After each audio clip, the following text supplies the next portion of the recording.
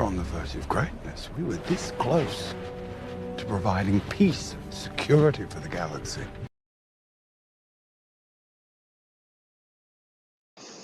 Hello, everyone, and welcome to the 20th anniversary stream for Empire at War Expanded.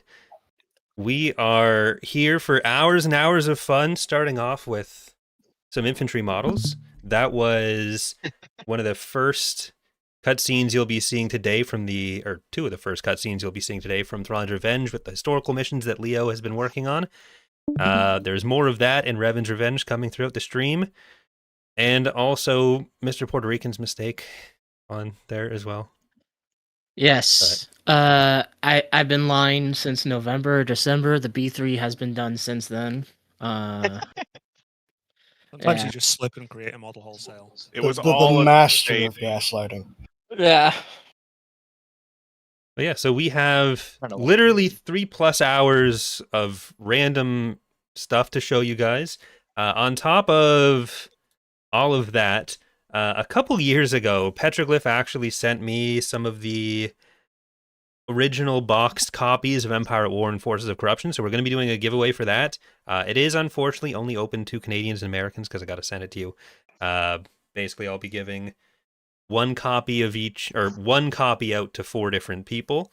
You can fill that out with the pinned link if you would like to have a chance to grab that. It's not something you can use to play the mod anymore, but it's cool to have. So, yeah. Thanks to Petroglyph for that. I've been sitting on them for literally years now, and people were very upset when I said I'd do something with them for the 20th anniversary. They're like, but that wasn't the next one. And yeah, time happens. Yeah, so we've got a lot of these infantry models going around right now, so if anyone who is responsible for any of them wants to say anything about them, now is the time. Reckles. Vic, did you code in the a Jedi Battlemaster hero for your mission already? Good answer. They just did not listen to you at all. Then calling. No, we need to put that into No, I haven't. Perfect example for I need to do that. communications. Yeah. I didn't even know you finished that model. Standard TR internal meeting. Yeah. All right, so these are I kind of grouped these by mod. So there was some of the Fall of the Republic specific stuff, as well as Umbaran militia members. We'll have more about militia and influence in the future, not today, because there's going to be some changes to that. But this is the Thrawn's Revenge hero section. So a lot of character models that have been done either from scratch or with some kit bashing for various missions and various other roles.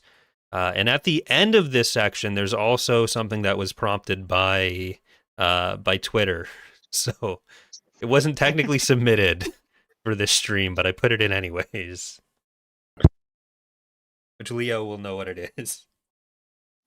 Oh, joy. Yeah. The biggest edition coming to TR. Oh. Oh boy. So Yeah, so You should pull up the tweet as well, just so others can see that we do listen to feedback. Yeah. Also, there's a Imperial B3, so that's gonna be fun if we can make that fit. Why are you subjecting us to that? 3 years. Because it's a real canonical use of the B3. Yeah. Also, the one with the big arms, that's a E4. It's based on Doug Chang's artwork. That one's a more work in progress picture. Yeah, because I haven't been able to finish the arms yet, but its legs are super battle droid legs from Bob's model, and the rest are, more or less work in progress. Is that the one asked on the Baron? 3 years. I have no idea what anyone just said. I was asking you, is that the one known as the Baron? Yeah, It's the one one of that looks like wood, but is actually not wood, and it's just rust. I do also want to call out throughout the stream on these sections where we're all talking and yapping. In the bottom left, these are going to be all of the hollow character arts that Lord Zeiser commissioned. So you might have seen them floating around the internet before as well, but we've got the slideshow for this usually breaks. I'm doing this a different way and it will work this time. So I'm very happy about that. Cool. But I will resume through here. So yeah, these are one of a few Umbaran assets, I think, that we'll have, at least in work in progress form today. Been drilling. There. Who I think Vic currently didn't look uses a likely. placeholder. Yeah, I think he uses Corrin's model, or what was the placeholder for Corrin. Yeah, here you can see some of the Rev kit bashes. Since it's Rev, we will continue to use kit bash where possible, but it's in some cases it's an upgrade to the current version, especially Malak. It's all based on models of other people, especially Victoria. As a work in progress, the Rev. Yeah, It's we're going to 1.0. I particularly love this image of Malak because he's just waving at you. But in general, with Revan's Revenge, we are a lot more okay with using placeholder models just because the mod is so much earlier on. But now, especially going into like story stuff for Thrawn's Revenge, you might see a few more placeholders, but there have been a lot of fresh models put together for that.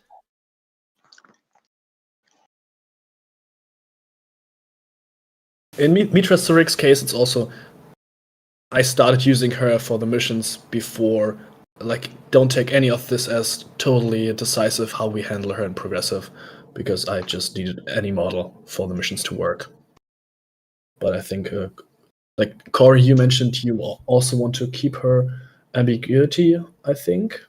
Yeah, most of the conversations we've had around Revan and Mitra have involved like covering their heads and faces, and then player can project their own selves onto them as much as they want. But hi guys, I'm Malak. I'm new here. Do you want to be my friends? That's gonna be our Malak VO. I'll talk to NMS after the stream. So true. As funny as that interpretation is, I think that's also the motion he does when he says he wants to wipe Taros off the map. Hi guys, I'm gonna wipe Terrace off the Rackles are map. coming for you. The Raku looks so cute.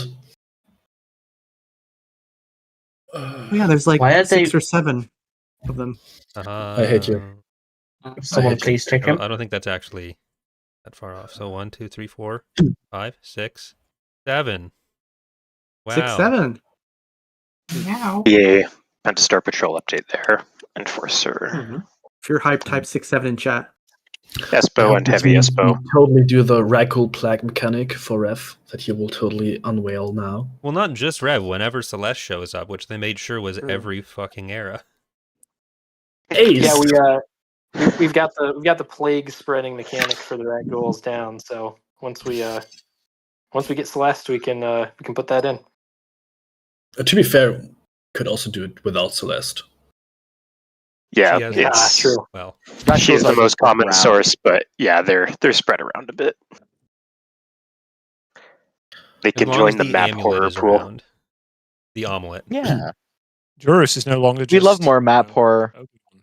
So once you get to the final era with Empire of the Hand and you have Rowan Fell as your hero, he's able to search out the Rakul amulet, and that's how the EOTH endgame is going to go down the line. It's actually quite awkward that the comic implies she just flies around for 100 years in an ISD between the one comic arc and the other. It is really funny.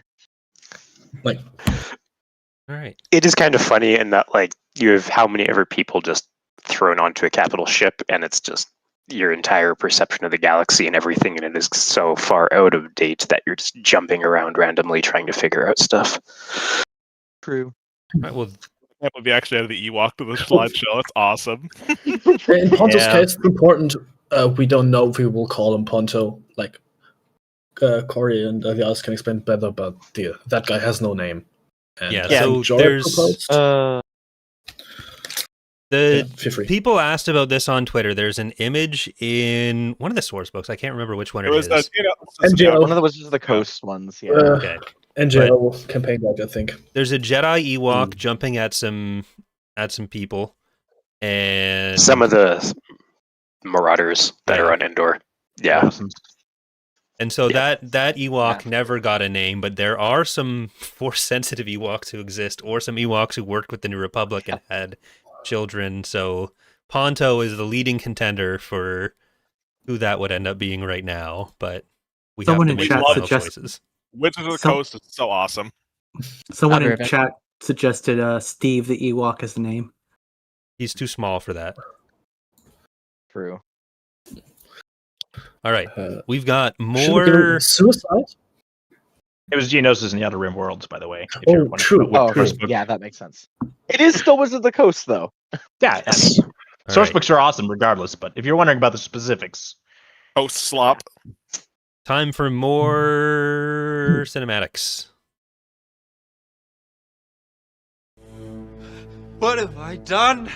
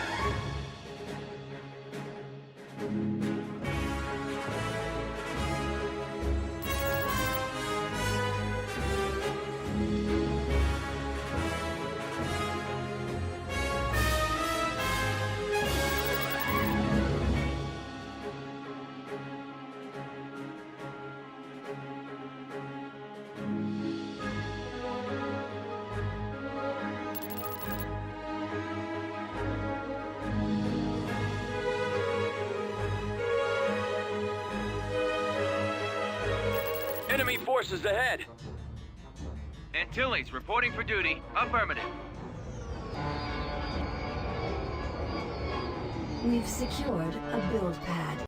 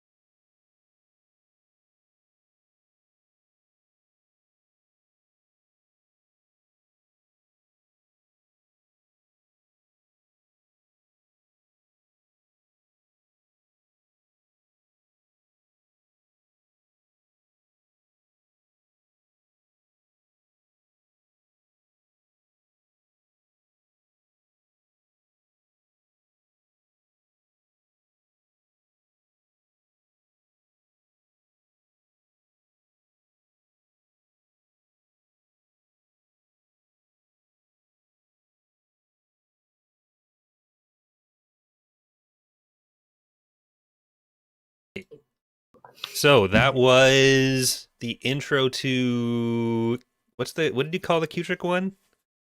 NMS wanted Q-Trick Counter-Strike. Yep, future Counter-Strike.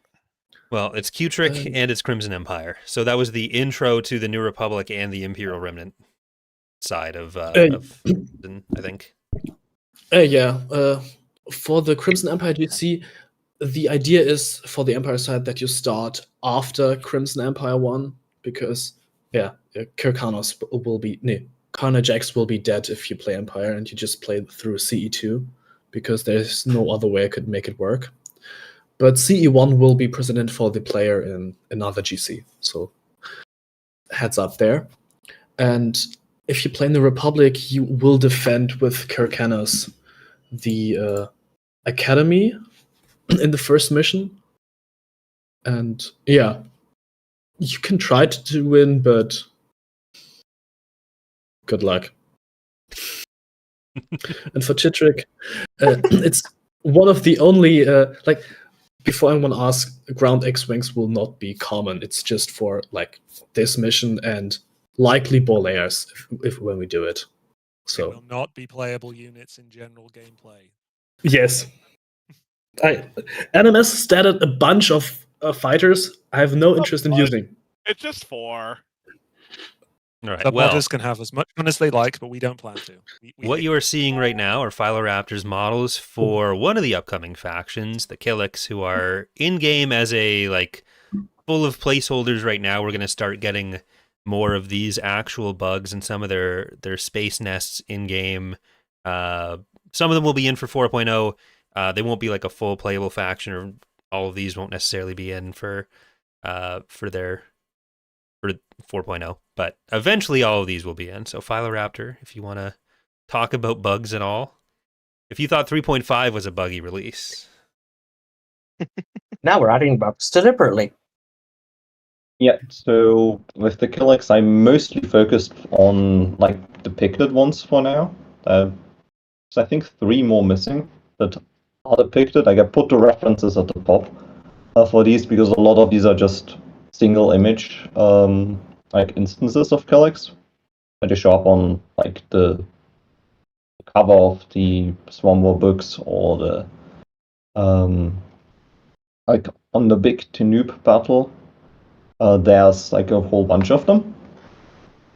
They're mostly focused on those. There will be others coming that will probably not sit in the usual infantry range. But for now, you can see, especially with the scale depiction at the end, that a lot of them are fairly infantry-sized. But we will have larger ones as well. Yeah, so their infantry will be infantry, their vehicles will be infantry.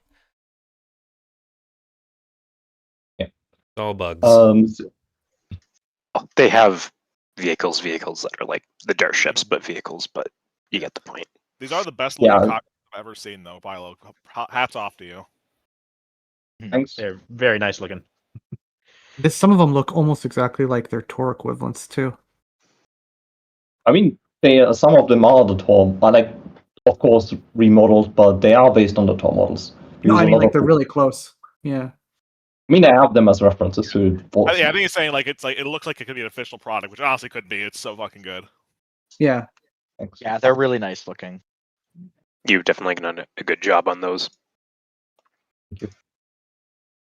So yeah, the Tor models, actually, to reference that, so mostly, I already did the first one. That's the only one that's actually colored of those 3. I think 3 years ago by this point, but when I went back, I realized there actually were more variants. Interestingly, also one that's getting used for a mini boss, I guess. So that one's actually vehicle scale, which is really nice. But yeah, the other ones are mostly just not connected to specific, all the names are basically just different nests assigned to some instances. I tried to mostly match them. I'm still in the progress of matching the remaining ones.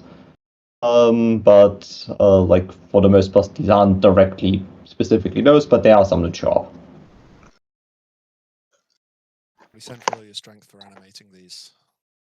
Yeah, so they will be on the map as a faction in TR and then eventually playable in TR. They will also be used in certain places for indigenous or militia type stuff where appropriate. And we have some of their government mechanics have actually started to be figured out. We'll talk about them eventually. But again, they will not be fully fleshed out in 4.0. Yeah, probably from my side, actually, it would just be the Torque Helix, if anything, in 4.0. So all of the ones that are untextured probably not going to show up. Maybe we'll see them textured end of the year, but like probably just the big and the small Torque Helix for the next version. When Philo originally posted this, I opened this image and I was like, oh, they're going to race. And then they didn't, and I was a little disappointed. I'm still disappointed. But yeah. So the main factions that are going to be focused on in 4.0 will be discussed later. But for now, Keel Hall, you have 3 maps to show off at this point, and then 3 later. I have no idea what order any of the images are actually in. They should be grouped by map, but I don't know which maps are going to start with where. So, floor is yours. Oh, I can control this slightly. I don't probably know. Unmute myself. Okay. Okay, this one is Biknos, and the funny thing about it is that we released 3.5, and then I started pushing stuff to dev that I'd been working on, and didn't really think about the fact that the master branch on dev would be pushed to public. So Biknos, B'(K)N)O)S, and Trandosha were both finished in that time, but not like fine-tuned with like a preview or anything. So you got 2 extra free maps for 3.5 in the patches. But yeah, Biknos is it's an edit of another map, but I like spent forever putting the rocks up. Not forever, but like a long time. And then I messed around with like making the water look like gas, and that was kind of fun.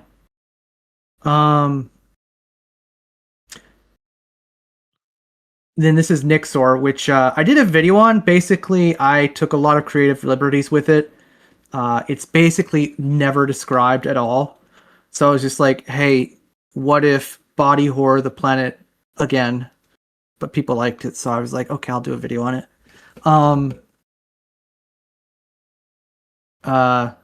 My favorite thing that grosses people out is that I tried to have it snowing, but it's not meant to be snow. It's meant to look like shed skin. So that grosses people out, and I like that. And the rock walls all look like teeth, which I kind of like.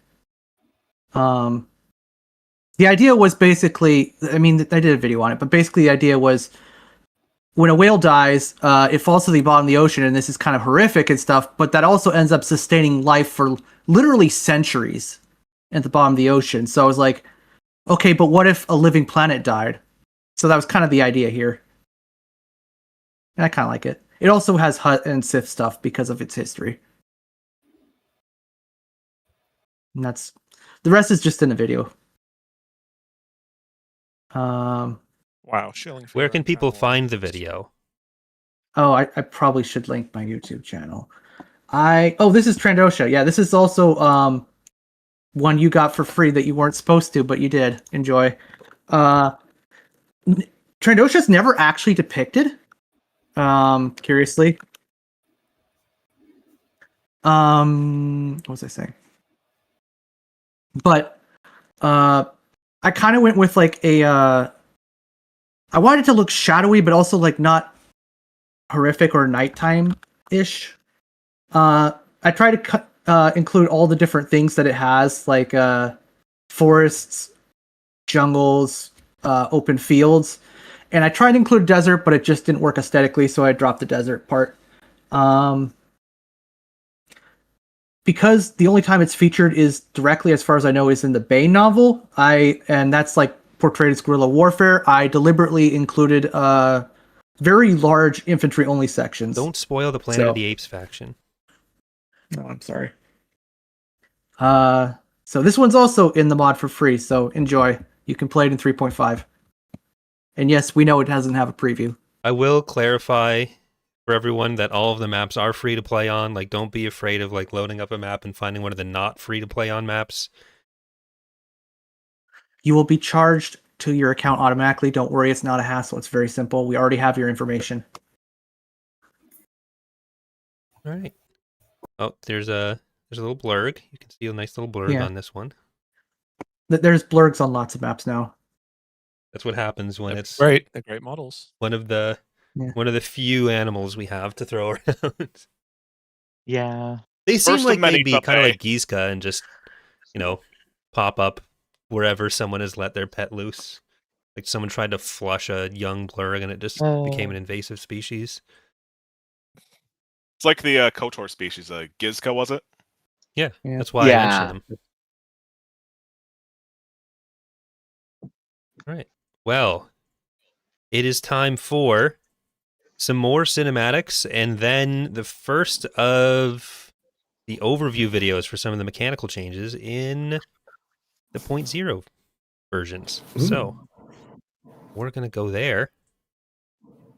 And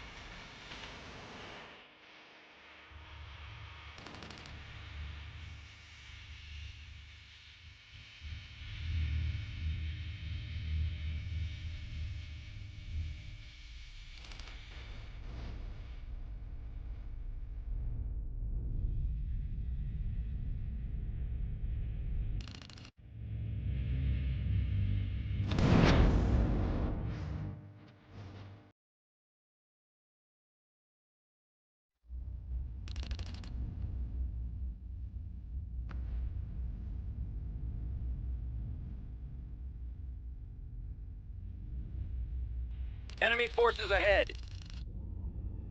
I'm tired of waiting. Fine, as long as we get to fight soon.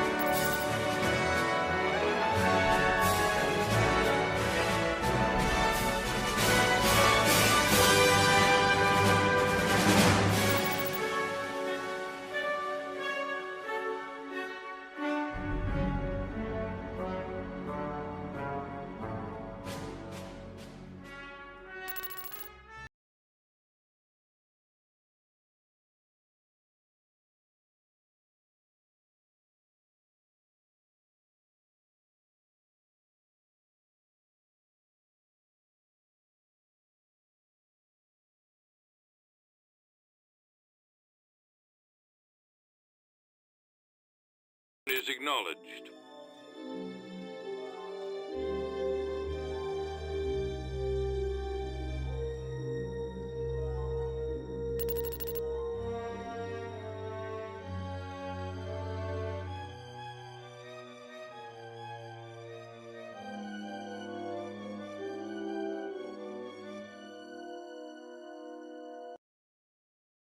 As we head into the .0 releases of Empire War Expanded, bringing each mod forward into a whole new version, we're making some significant changes to long-standing elements of the game. In this video, we're going to cover some of the core elements relating to galactic mechanics you can expect going forwards. This video won't be super in-depth on the specific changes, since a lot is still a work in progress, and we'll have full, deeper dives on everything as it's finished. But this should help give you an idea of what kinds of things to expect, and a bit of our thought process behind certain changes. First, let's talk a little bit about the galactic UI. The galaxy map itself has had some visual upgrades, removing the text-based boundaries and replacing them with some more subdued regional boundaries based on shading. These are a bit smoother than the old ones, but most importantly they remove some of the visual noise caused by the text, making everything feel a little less cluttered.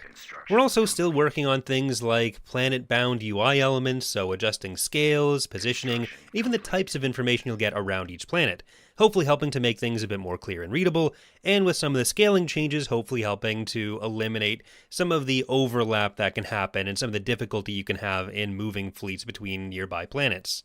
When it comes to helping with clarity of game information, we've also revamped the top UI bar, taking advantage of recent patches to Empire War itself, which have given us a lot more control over different parts of the UI. Most things which used to be handled by the text box at the top left now have their own dedicated UI elements. This should also help stop certain things from overlapping with the fleet control boxes, which we also plan to make some upgrades to. But the main thing is that information should be far more accessible and readable. You'll notice this bar now has some different elements on it too. On the left, we have Planet Influence, which is getting revamped in a way that I'm just going to explain in the future. We're not going to talk about that at all today. The credit breakdowns now directly incorporate things like ship upkeep, which used to have to be displayed separately. So before you had your current credits, then you had your base weekly income, but then you also had the net income a bit lower, showing what your upkeep was next to it. That's been reduced to two different numbers now, so the amount of credits you have and how much you are making total per week, everything accounted for. Crew similarly has its own direct spot on the UI now too. Rather than always displaying both the current actual week or month on the top of the cycle number, we've stuck to just displaying the date, and then if you want to see the specific cycle number, that'll be put somewhere else. Basically, with all of this, we don't want to reduce the information we're giving you, we just want to make sure that the core important stuff is what you see, and then you can go other places to find deeper breakdowns. We don't want to overload people with information that's not super necessary at every moment of the game. To get deeper information on what's going on with everything, and to get a breakdown of what it is and how it works, most UI elements will be able to be clicked on and then bring up a breakdown of how that mechanic works or some of that deeper information. Right now, this bar also currently displays the secondary structures in orbit over a planet, although the final positioning of that is still being determined. Next, you may have noticed that the section with the influence breakdown also has two other little pips, and none of them quite look like infrastructure. Infrastructure as a metric has been removed. It was always intended as a way to make players pause between conquest and build up a bit, which would allow the AI to be able to provide a bigger, more consistent threat, as opposed to incentivizing just blitzing by the player. This is still a core goal of how we design the galactic level. We want to make sure that the player doesn't just have one good battle and then the game is over, but we're approaching both that and Empire management in a slightly different way, and going more towards incentivizing different ways to engage with mechanics, rather than having things like influence and infrastructure be more of a penalty if you engage with them the wrong way.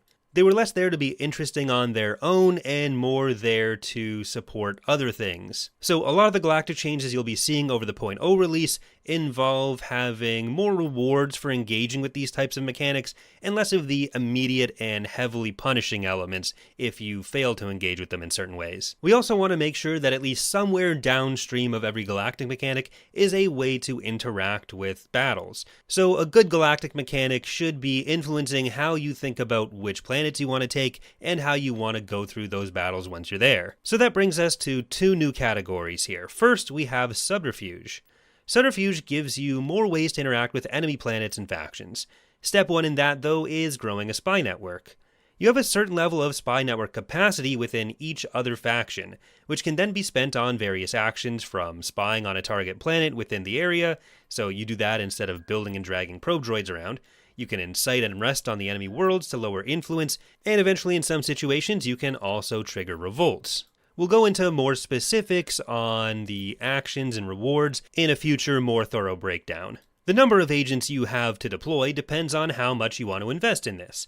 The basic method of acquisition and growing the number of agents you have is through a basic structure type, which by default increases your agent count by 1. And again, rather than these being units you move around directly, it's a pool of characters you give orders to through the new Galactic Context menu. This is a very flexible tool which gives you different planet and faction management options through regular clicking rather than us having to power everything through the build bar, which also means we can allow more ways to interact with planets you don't own where you can't build anything, something that was a big limitation before. So if you want to deploy spies or take subterfuge actions, you do it through here. This menu will also have several other uses, similar to how we use the pop-up menus for certain things, some of them direct gameplay options, some of them more quality of life and usability options. But back to spying, in the top UI, the first number is how many spies you have available, the second is how many are deployed, and the third is your network size in the faction which owns the selected planet. So you can select an enemy planet, you can go into the subterfuge options, and then it'll give you a few things those spies can do. So some actions will just grow your network capacity, and other actions will spend that capacity. For a more direct breakdown of how this all works and what each spy is doing, you can click on the spy icon. This is obviously a work in progress screen. Each spy, though, will have a unique name determined by different pools for different factions, but until we have the functions all set up for that very important mechanic, I've lovingly named every agent in the game Gund Muntel. The second, similarly agent-based resource here is diplomacy. Diplomats as a resource work similarly to spies, where you have an amount of them based on basic structures or other investments, depending on how much you want to invest in that element of your faction. You then also have a relationship score with each faction. You have an opinion of them, they have an opinion of you. The numbers shown at the top are your available and deployed diplomats, like with spies, and the third number is that faction's opinion of you. You can deploy diplomats to increase a faction's relationship with you, or to do things like improve your influence on different planets, whether you own them or not. More on that in the future when we talk about influence changes specifically. Other factors can impact your relationship as well. If you attack someone, they'll like you less. But under the right circumstances, you can do things like form an alliance with other factions, building on some things that Phil has been working on for quite some time to work around certain base game issues with allied factions, something that has prevented us from wanting to approach this kind of thing in the past. Once you're allied, you're able to pass through their territory, and you get some additional potential help in tactical battles, but be warned, they might have similar expectations of you. One thing you can't do is leave your forces on an allied world. They'll get bounced automatically back to one of your planets. Some factions, depending on the mod, will start in alliances, like the Sector forces with the Republic factions in Revan's Revenge and Fall of the Republic, and also in Fall of the Republic, the CIS sub-factions will also be aligned in this way, rather than using corruption like they did before. In Thrawn's Revenge, for most eras, the Chiss Ascendancy and Empire of the Hand will start aligned. But the big thing here is alliances aren't locked, and in most situations, any two factions can technically, theoretically, under the right circumstances, form an alliance. We're going to be very careful with this because one of the main things of a node-based game like Empire at War is that if you make one side of the map too safe because you've managed to align with a bunch of big factions, then it just kind of becomes a cakewalk. So as a player, you're typically going to be aligning with other smaller factions that you've put a lot of work into courting, and then potentially using that as a stepping stone to either integration or other types of alliances. Again, like with Subterfuge, you'll be able to click on the diplomacy icon to see what your diplomats are up to and get more information on how everything works. Obviously, this is all a fairly broad overview right now, but this will allow a bunch of different ways for different factions to engage with these and other galactic mechanics, and they all open a lot of different possibilities for how to plan your progression through the game. Some factions like the Yuuzhan Vong, for example, won't have the most diplomatic approach, but they may have room for some other subterfuge options. They're very unlikely to be present in 4.0, but we have started working on some things for the Vong in the background. And with the UI being as flexible as it is, different factions can even have entirely different resource and agent types entirely. For example, the Hutts are going to be switching their smuggler system over into a more similar resource to this. We'll go over that more in the future though. That's all on the galactic side now, but we'll have plenty more to show in the future. Thank you for watching, and I hope to see you next time.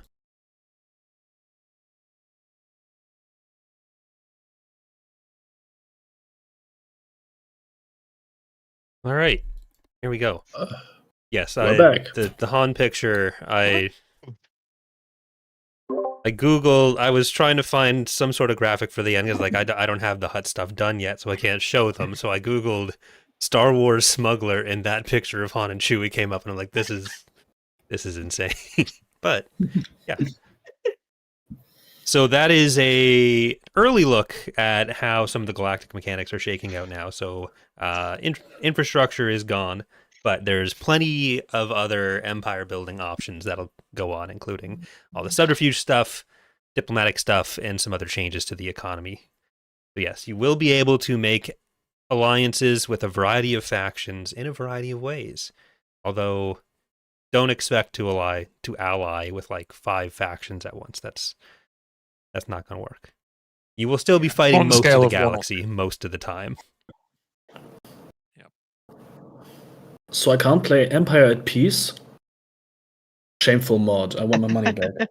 I'm sure some people will somehow manage to find a way to hack to break things, to do things like that, but then we'll fix it. Someone earlier said the Vong was canceled. Where do people think they get this information? Whenever I see people saying, "Oh, I heard a rumor of," what rumors? Where are these rumors? I like to think NMS does this in his free time. I wish that we were that good at spreading these rumors. Oh yeah, I wish our gaslighting had this kind of reach. The gaslighting Wait a was minute, wait a minute. so funny. It was the best thing ever. All right, so I'm just going to say this Does here. the N in NMS stand for Nominor? I'm just going to say, if you get your information from Steam or Reddit, you are probably misinformed. Just going to throw that out there. Use it.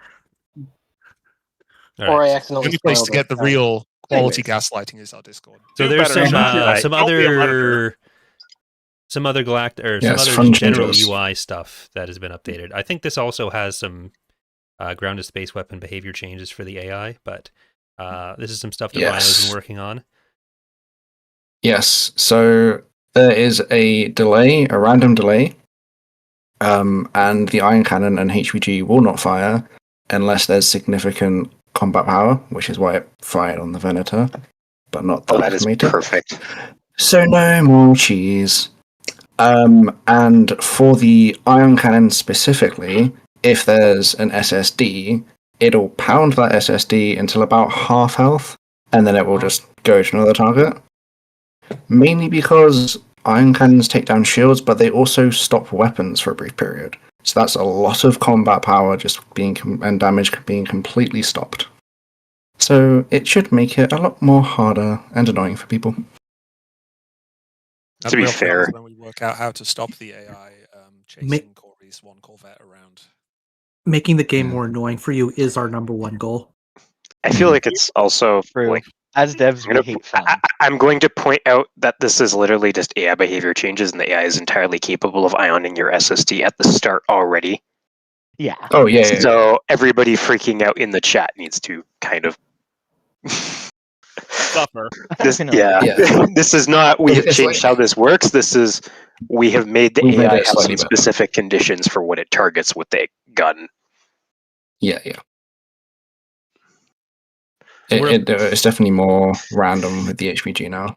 And also, this is not we are not previewing a change to the HVG fire rate there. That's just the targeting change being shown before anyone gets all the afraid ion of that. cannon. Yeah, that's just testing. Otherwise, the video would be way too long. I already had to chop up the ion cannon. Once the data center gets up and running, the AI will be really improved, right?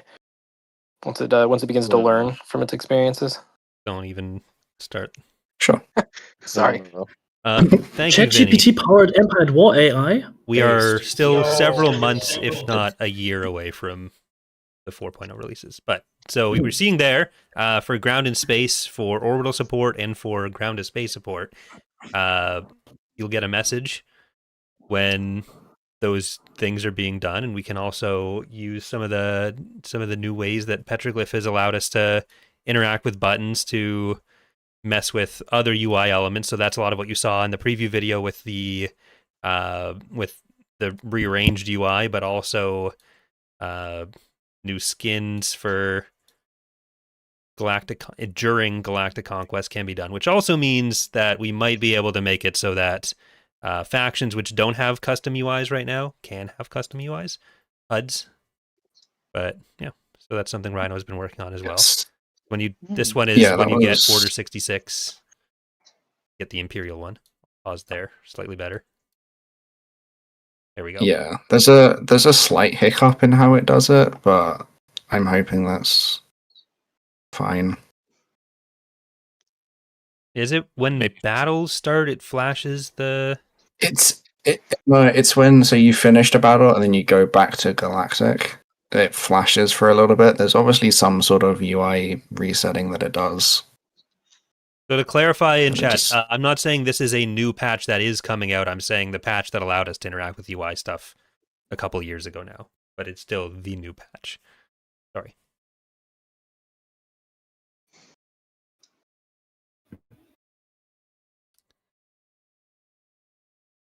But yeah, sorry, Reno, you may continue. Yeah, it's just a warning for bombardment. Bombing run was a bit harder because if you try and get the actual bombers, they just return nil. So I just had to make it a property flag. And yeah, you get a warning when they're done, and then you get a message when they're destroyed. So it should help people being like, hey, bombing runs killed my stuff. I didn't get a warning.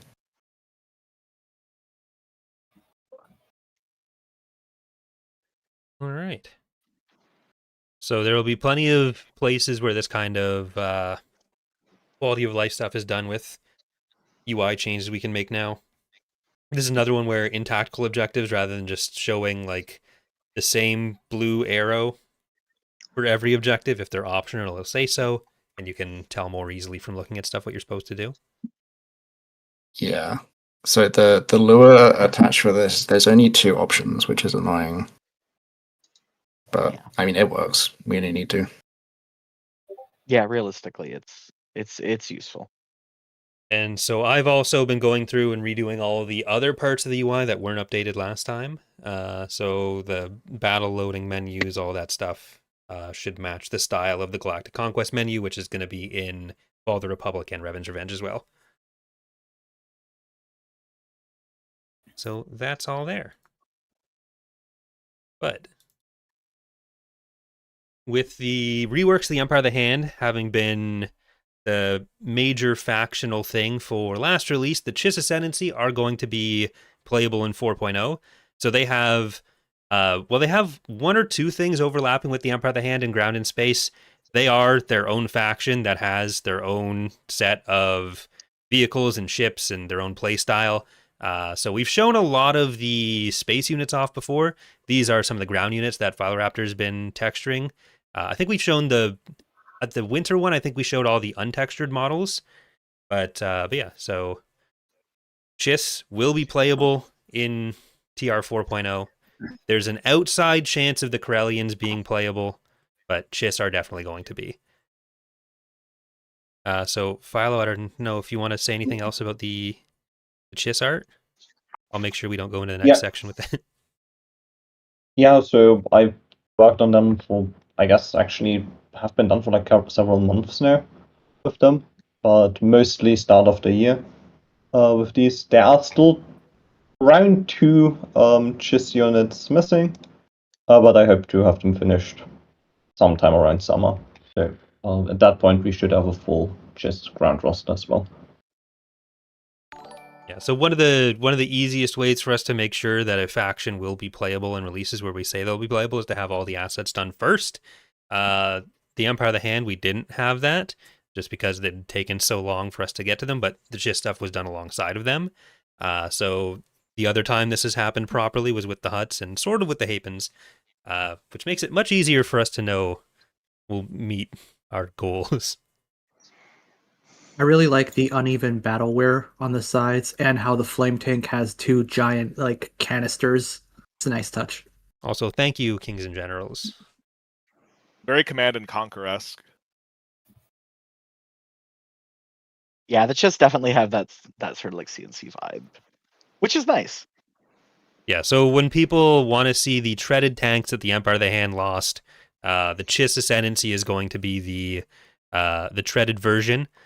So the Empire of the Hand is faster, more mobility. Chiss are more about kind of digging in, so they're going to have a more defensive play style compared to the Empire of the Hand, and this is their giant giant juggernaut for that.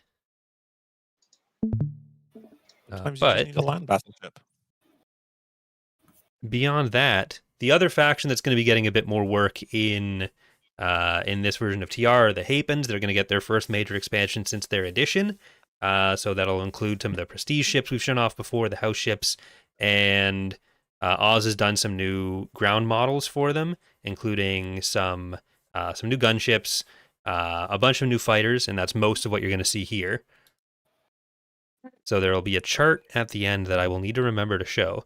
But these are all of a mix of their new aerial stuff and their space fighters.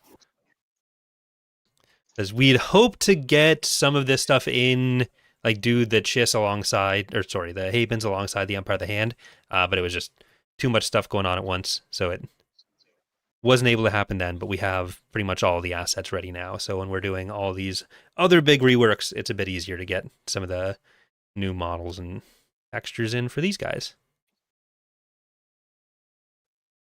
This has also involved coming up with a naming scheme for how we're going to handle the Hapen fighters of different eras. So we have some naming groups for all of those. So we went with for the kind of later TR era stuff, we went with animal names, some fictional, some real. It's the Mytils for the kind of core Galactic Civil War style that you're probably more familiar with. And then for the older stuff, it's kind of water stormy themed. So kind of taking from similar ideas to some of their space unit name groups, both canon and things we've made up. But yeah, so all of those should be in. So the Chiss stuff, Empire of the Hand, or Hapen stuff, all the stuff that you're seeing right now in this section is part of the core plan for 4.0. Good question. That applies for both of the Hapen and Chiss stuff. Are these based on source illustrations, descriptions, or just made up from scratch entirely? Mytils are the official ones. The other stuff is generally stuff that Oz made up.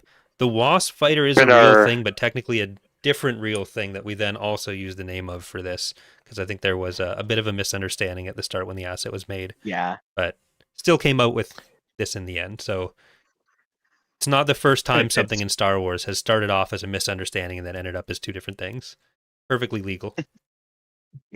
Yeah, there are two still missing Chiss ground units. Are gonna be some that are actually depicted, but all of the other ones were made those. Yeah, and there was some inspiration for the Chiss, for some elements of the Chiss ground stuff from the Tor version of their like ground speeder thing. They have like a kind of clawcraft looking the Talon Interceptor. Yeah. So there was some pulled from the cockpit elements of that into some of the ground units. Yeah, also for the general texture, both for the Chiss and for the Empire of the Hand as well. That was a huge inspiration.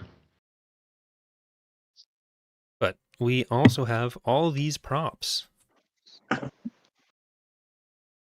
And I feel like this is probably the time for the mappers to thank the modelers for indulging in our eccentric tastes and creating things for us without any expectation that they do. And probably in lieu of doing more important things. Shut up! Ego. I don't think I've seen these before. Yeah, those are the new indoor props for the indoor stuff. Leo didn't push the buildings. No, I did push them. He just they weren't. They weren't on the main repo. Those are on the main repo. Oh, okay, no.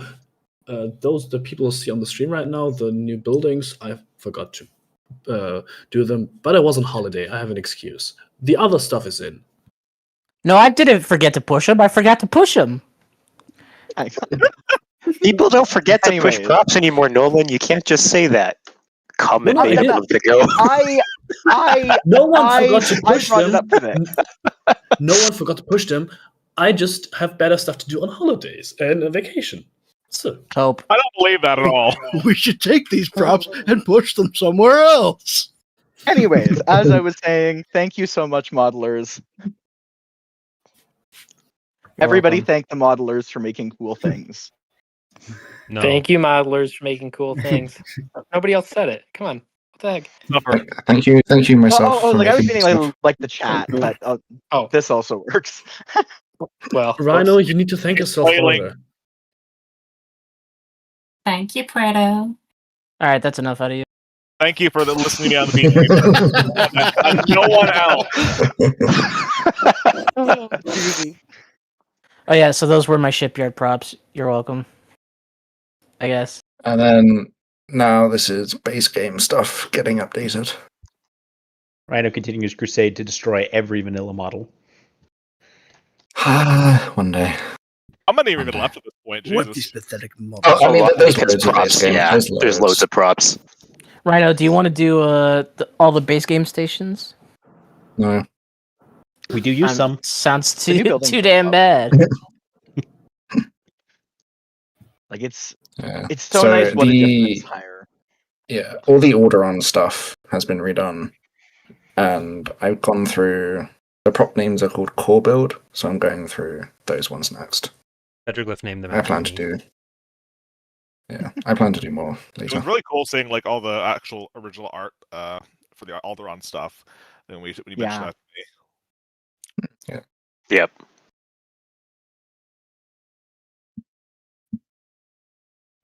Enemies would call this Macquarie Slop. Oh yeah, this is one of the Sinar towers from E.C. Henry's work. E.C. Henry was I got permission to use that, by the way, so thanks to them. Looks very cool. Yeah. It currently heavily work in progress. Yeah. Go thank Angelos, Omag, and E.C. Henry for that. So E.C. Henry slop. Wow. And of course the Gamorrean lovingly featured on the thumbnail. Very appropriate The for this tiny game. feet look so cute. It's very fun. Philo did an excellent job making the model, but I think we can all agree that my sticker is the magnum opus of the mod. So true, bestie. 6-7. All right. So next up, This was based on the Star Wars Racer, the old pod racing game stuff, wasn't it? The statue. Yeah. All right. So the Galactic Conquest, on top of the cinematics you're seeing, the historical maps actually need to have maps, and the option to do story mode, no story, no intro, used to be something you pick in game. Now the menu supports it. Yeah, that's actually a really nice change and makes the GC flow a lot better because we can also cut down the initial 10 seconds where the GC loads everything. We can remove them for the main mission, so it happens technically off screen now, which is really a nice quality of life. We're already like so much nicer. Yeah, I will also mention, since we're in the GC map preview section, the progressives are going to have the unknown region sections redone, because the planet locations all got changed in the last dev cycle, and so we're going to update some of the planet choices as we get into developing those factions, and also the travel routes. So in the preview for diplomacy, that's why the map looked like a bit of a mess for the section showing the Empire of the Hand and the Chiss, but this is the Thrawn campaign? No. Yeah. This is, Oh, yes. That's why Thrawn's here. Yeah. The main important thing to note here is that deep space has been axed as an actual location, which made the GC flow a lot better. Like it's also the biggest one next to Operation Shadowhand, and features all the main areas, where possible, including some stuff, some Discord members shelled in. Rip deep space. So the deep space thing is actually part of something that is a little cool that we've been trying before, where the planet name you see in battles now is technically not the original UI element for that anymore. It's something else that we've kind of hacked around. So then if we want to have battles at planets like Lehan for the Starforge battle, we can just show it with Lehan rather than the planet you launch from. Or for deep space, we want to have a battle at like a planet that is not on the map. We can have it wherever and then show the name we want to show. So it's like having a planet that's not really there. The Starforge battle in Rev is a good example of this same concept. On that topic, it doesn't work actually. Like there's still some bug right now because it doesn't show the planet name. It just says none, like NONE. So I wanted to ask you to fix this. Thank you, Joe from Cliff. Very appreciated. Fix that. Well, you don't. Do you know how to assign the name? Yeah, I followed your instructions. Then you didn't follow them properly. Worry out in public. So, as the side, people in chat were mentioning it too. Lambda Sector is still in the mod. It's just counted as a regional thing. I saw Jordan said in chat, but since everyone's on replay there, yeah, it is still in the mod. Yeah, I think there's also some plans for different eras, but this is a Jordan question. And we could. I mean, it's kind of just throwing whatever happens to be in the region there, which is how the GC works in the first place. So yeah, fair. So the game giveaway, the disc copy giveaway that's happening now, where those games were provided by Joe, who just donated from Petroglyph there. So everyone say thank you, Joe. Thank you, Joe. Thank you, Joe. Thanks, Joe. Thank you, Joe. Here you can see the reunification GC, which will likely double as the main tutorial option for new players because it features a lot of events, but is rather small scale and allows for fewer battles to get slowly into the mod. It has the best starting position. For a while there, reunification was one of the challenge GCs. Yeah. Now you can just integrate a lot of the planets and become your own warlord uniter. All right, thanks to Oz, Joe is never coming back again. Oh no. Oh my god. That's it, it's over. We're not getting another patch. Thanks. It's Jova. It's all Jover. Here you can see Operation Shadowhand, which is a bit cool because it does look like a hand reaching out from the deep core. Which it was unintentional, but it came out quite nicely. It features all the main planets, and the missions will represent every story we could get, including on NMS wishes, stuff from Mysteries of the Sith. So be hyped there. This time you can actually play the entire Dark Empire trilogy. Yeah, you can see Roman Cross up for the Mysteries of the Sith reference. And the entire black hole pestage confusion that we even debated on the dev server. Oh yes, one of Star Wars' best. I don't know how to describe a black hole. I think a black hole is the best way to describe it. Yeah. Oh, fun thing about this, you will see the other faction, a wall of factions here, but they will, if you look closely, they have different names because they represent the subgroups from the Dark Empire sourcebook, and they will feature the SSDs from Essential Guide to Warfare. So the GC is basically your SSD mayhem thing. But where you need the Eclipse pretty early on, you start with Comic and an SSD because you're fighting a bunch of them. And here you see Devian being the Magnus Opum of Star Wars. The protagonist of the historical Empire ORX's greatest accomplishment. I hate that I had to do 2 GCs with him. No, my favorite thing out of the cycle was getting shilling to Leo a whole because we originally planned to have the Q-Trick GC just be. You can show this in a second. I think the trick comes up. Yeah, we'll talk about that when we get to soon. that. It's great. Yeah. I'll be honest. I didn't think that model was going to be used all that much. You don't know this team that well if you don't think something's not going to get used as much as it can. Yeah, yes, so.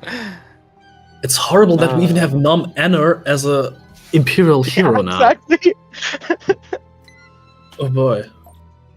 Yeah. Imperial Skirmishes has also a lot of SSD fun with Angst Minor and all the stuff leading into it. We have more cutscenes showing it off here in a second, the intro and the entire setup. But it features the Corellian Uprising as well, so you can enjoy that. Oh, those wacky Corellians. Always Yeah. It's a cute way to integrate it and add some more flavor.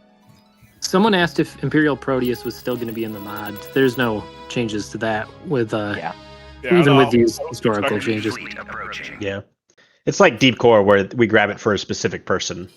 Yeah, Lambda Sector. you see here it's used for Deviant, and now on Q-Trick here. Yes, this is the originally Leo. You planned on not having only an hour playable in this one, right?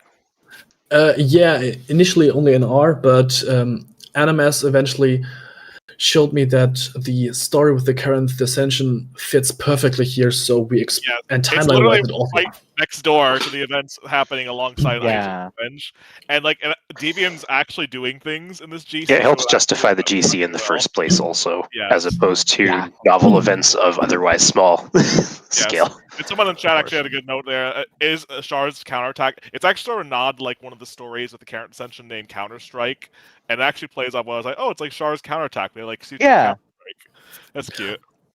And the combination of those sources is literally funny because now the assumption is that the Deviant tries to get the Pulsar station as well and is mad if it is revealed as a Shan. Truly the protagonist of the Imperial side. Yeah, Crimson Empire was already shown in the intro. Hold on. Why did you make heard it something shaped about like the Gundam. United States minus Florida? Yeah, this was also not intentional, but it's all I can think of. That looks like a boat to me. I don't know what you guys are talking about. What's the boat Kane's going to get on? The Democrats and Republicans have done horrible in this election. I don't know that the Greens are sweeping away. Yeah. President Jill Stein. Apparently, the NDP has jumped over the borders. Well, can't help but notice. You're wondering what happened to Florida. It's probably underwater. I can't help. No, it's not underwater. It's still counting. I can't help but notice that Florida is all Mandalore. True. Yeah. I mean, for Crimson Empire, something fun to note, it's the one GC where the Huts also get a storyline, so they aren't completely empty this cycle. We have more stuff planned for them, but yeah, the Grapper uprising and scheming, and I fucking hate CE2. Like, this comic is so goddamn awful. And yet you made a whole GC about that. What does that say about you? Yeah, Camel's Crisis is the one thing that isn't overly coded yet, so like I didn't do anything majorly there because I still need to reread the entire trilogy to get how it's meant to work, because the story I'm not sure if I dislike CE or this more, but this on, bros. The trilogy just doesn't work. At me if you want. Empire is short at least. It's a trilogy in that's German, true. if you're wondering. It's a duology in everything. Yeah, it is a German split the books up. Wait, in Germany, it's a trilogy. Sorry. Probably better pacing, honestly. Yeah, like the thing is, even Zahn said in an interview that it's literally one novel is like 600-700 pages long. He could have just split it into two novels, and it would have made 6, 7. Oh no, I hate you so much. Here you can see Hunt for Zinj, the pitch for how the GC would look, including the Nexus. So if you play Zinj, you have an SSD showdown in the end. The storyline there is already planned, but no coding was done yet because we wanted to wait until the allegiance stuff, diplomacy, has happened to have the Hapens feel properly integrated. Yeah, some people in chat or in the Discord are like going crazy. Like, he's not talking about Hunt for Zinj. What's he doing there? Yeah, so notably, Hunt for Zinj has taken a few years off to stew in its own juices because we had Borderlands get added as a regional, your which pardon? kind of covers a similar area of space, and then the story was kind of broken in the old version of Hunt for Zinj. So now it's back, and eventually we can also add Into the Cluster again. I know people really miss Into the Cluster. Someone also, on the Leo, you're Discord being said, criticized for making a Benelux map here in Hunt for Yeah. Zinj. We just Hunt for made Zinj looks like the everything Netherlands. a Okay. real world I mean, map after Empires at War is just Korea. I was gonna say. Oh, there's Florida. Liberation of the Core, yeah, it's rather self-explanatory. The Rogue Squadron comics and novels would be represented here, and with some intervention.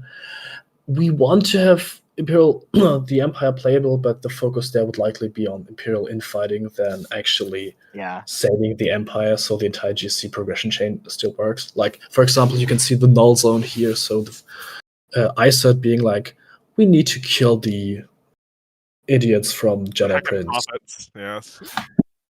And I forget, is this one intended to be 4 ABY or 6 ABY? 4 to 6, like 4 to 6, yeah. It's a bit vague because otherwise the New Republic is already too pretty it's normal for something- historicals, honestly. The whole timeline is very messy in this area anyway, so it's whatever works. Saying sit and don't do anything for 2 years because the NR just decided to not do anything is not necessarily the most engaging gameplay. Yeah, like they were busy and down They're very busy with the Naga and the Toph, okay? Yeah, don't spoil True, so true. I'm sorry. I can't believe I forgot. Yeah, I think don't worry. Reference is in 5 ABY, so it has to be before it, and I kind of want to feature Brental and Mindor, so having it before it is also better There's a for our lot to purposes. cover, yeah. It's Star Wars. The timeline's always going to be fucky. Mhm. I would have done the planning on the Endor Aftermath GC, but we're still missing some of the planets for the Stellar Galaxy. Cough, cough, Joret, if you're bored.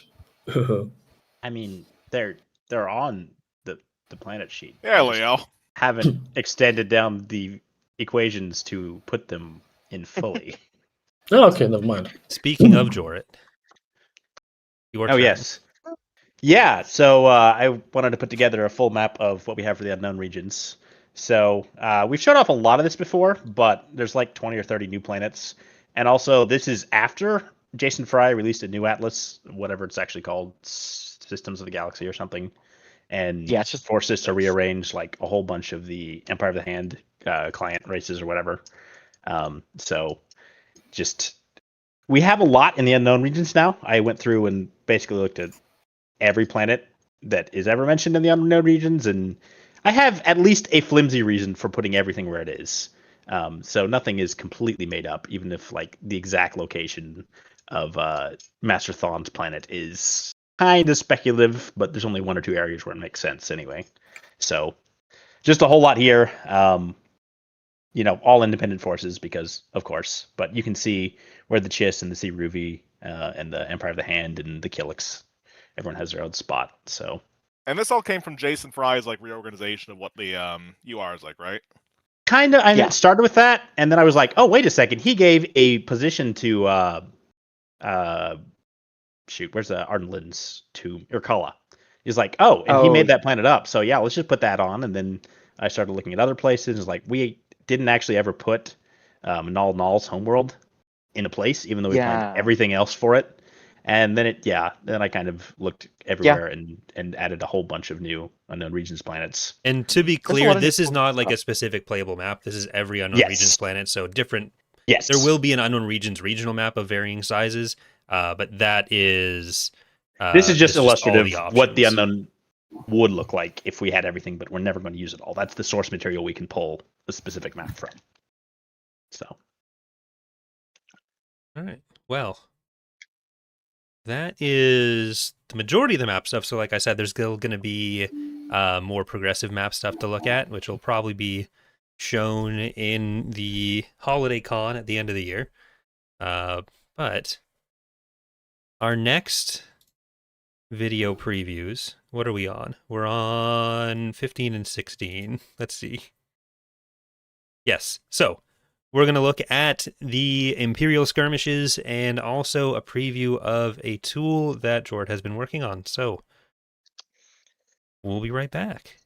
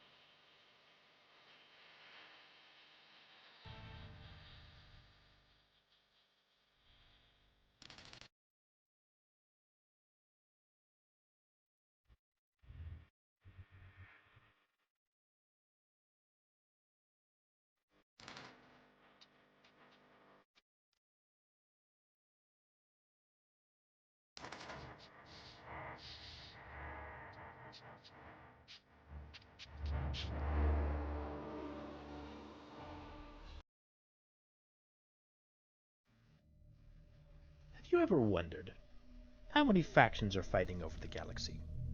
How do the fleets of the Trade Federation and the Banking Clan differ?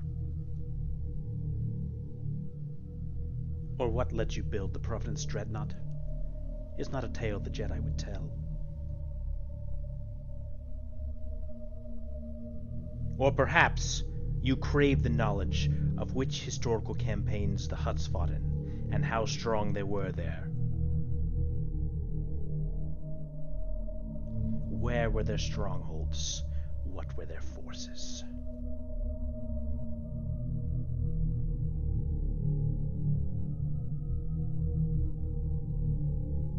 Maybe the knowledge you seek is the galaxy's greatest shipyards.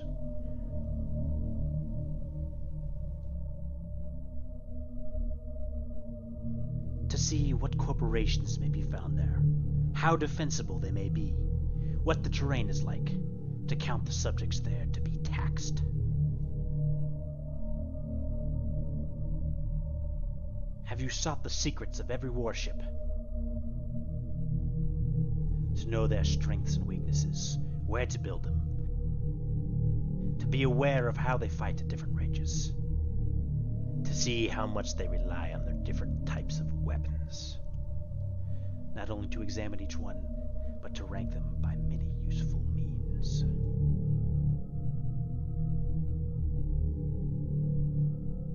Careful examinations of these archives may result in unexpected knowledge.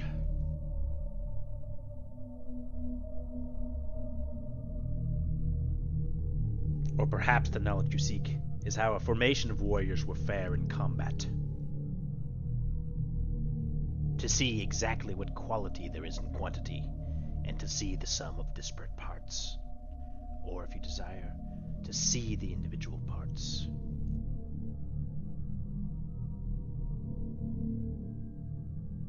And of course, there is the question of where you can influence industry to create life. Some may ask what limits there are to this wisdom. To that, I say they may surprise you. A holocron can be applied to many arrangements some might consider to be unnatural. To deepen your understanding, you only need know where to look. Use my knowledge. I beg you. All right. Jorit. Oh, that was so Kino. Yes. So that is not Telotny, which is the tool people are expecting. That is a different tool that is being shown now. Here it's just this tool is one that's been floating around the submodding server. You can use it to do some fun things like change around the name of a faction or a faction color, or more importantly, switch who can build what units. So here I'm giving some Mandalorians to the New Republic. I mean, the Alliance of Free Planets, because we love the Marvel Comics. So that's a fun demo. But the other tool, that is something that kind of spun off from it. As I was doing this, I was the original tool, Telotny. I started parsing a whole bunch of stuff, and I just started thinking about how convenient it could be if you could see all sorts of information. So I indulged those impulses, and you can now see all kinds of stuff. You might have caught there's all the all the story events in a GC at the bottom. So you saw that, and a whole bunch of the stuff I haven't showed. So I want to put together a tool where you can see all kinds of interesting things, like where you can see the breakdown of every factory that you have for the GC for a faction. What can you build there? You can go to like an influence unit, the Island Novagard, and see what GCs have the planets that can build them. Just tons of stuff like that, which I am quite excited about. And I'm hoping other people find some use out of it too. It's really cool, Jorik. Great job, man. Yeah, it's quite neat. Also we found several bugs with it already, like the recharge rate on something was wrong, or something didn't have the behavior for shields. That's why I like it. It's gonna say, hey, it is great for bugs. It's a good debug tool. Yeah. And the part that Jordan hasn't mentioned yet is it's available now. It's actually not. No, it will be very soon. Only a ruined it. It will be very soon, but at the moment it crashes. Fake news. It crashes PR because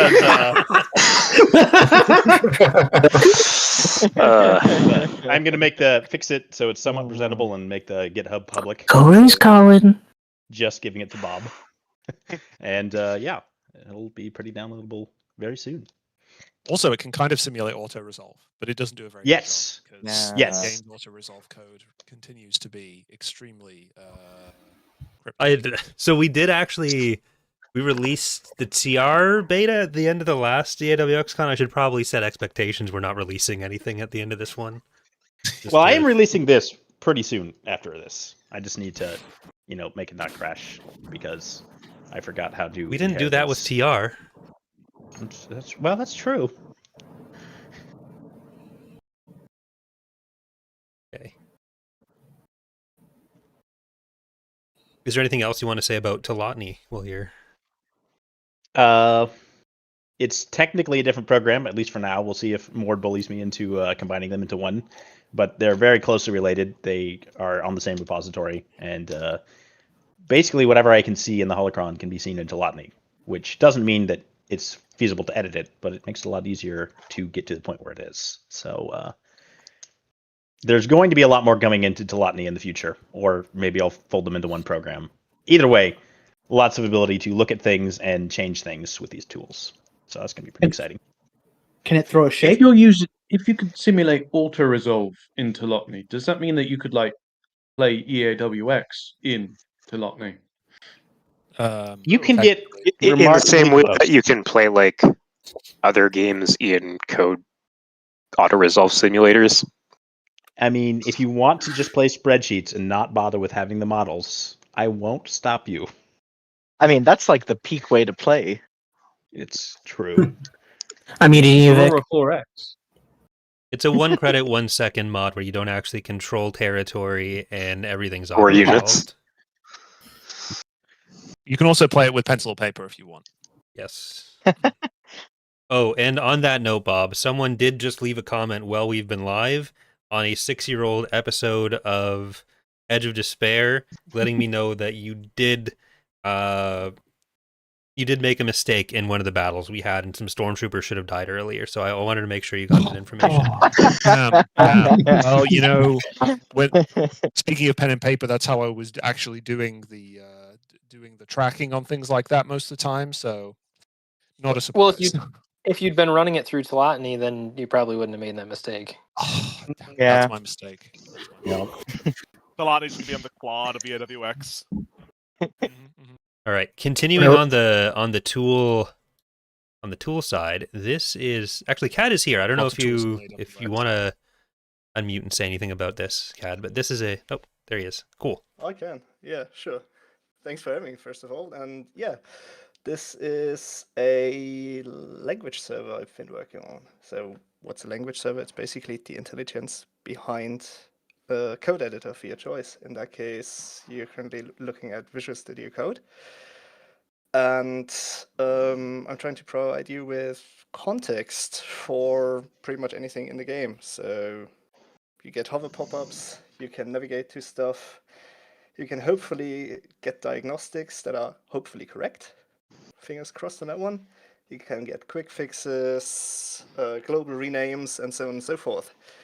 So it's currently a bit off from release. I'm missing a few things that I want to include in the first version, which is localization. So basically you can get a preview of the text you have and diagnostics on missing text, because that's always an issue. And I want to be able to provide you with hints that a texture or a model that you are referencing in the XML is not actually there. Then some few more things, like if you reference an XML object, so like a unit, you then hopefully get a hover pop-up that tells you, no, that thing actually doesn't exist, or it's the wrong type or something like that. And unit ability support, because that's the first way of doing more complex validations. So it's kind of a good test bed for me. Now, out of scope is anything AI related, story plot related, advanced Lua parsing. Still, there is cross-referencing possible. And at that point, I also have to give a shout out to Anakin from Republic at War, who kind of made this possible, because he is in parallel working on a tool called Mod Verify, which is already released, which you can use to statically verify your mod. It goes way more in depth than the editor stuff I'm doing. It validates audio files, makes sure the game can actually play them. So really intricate details.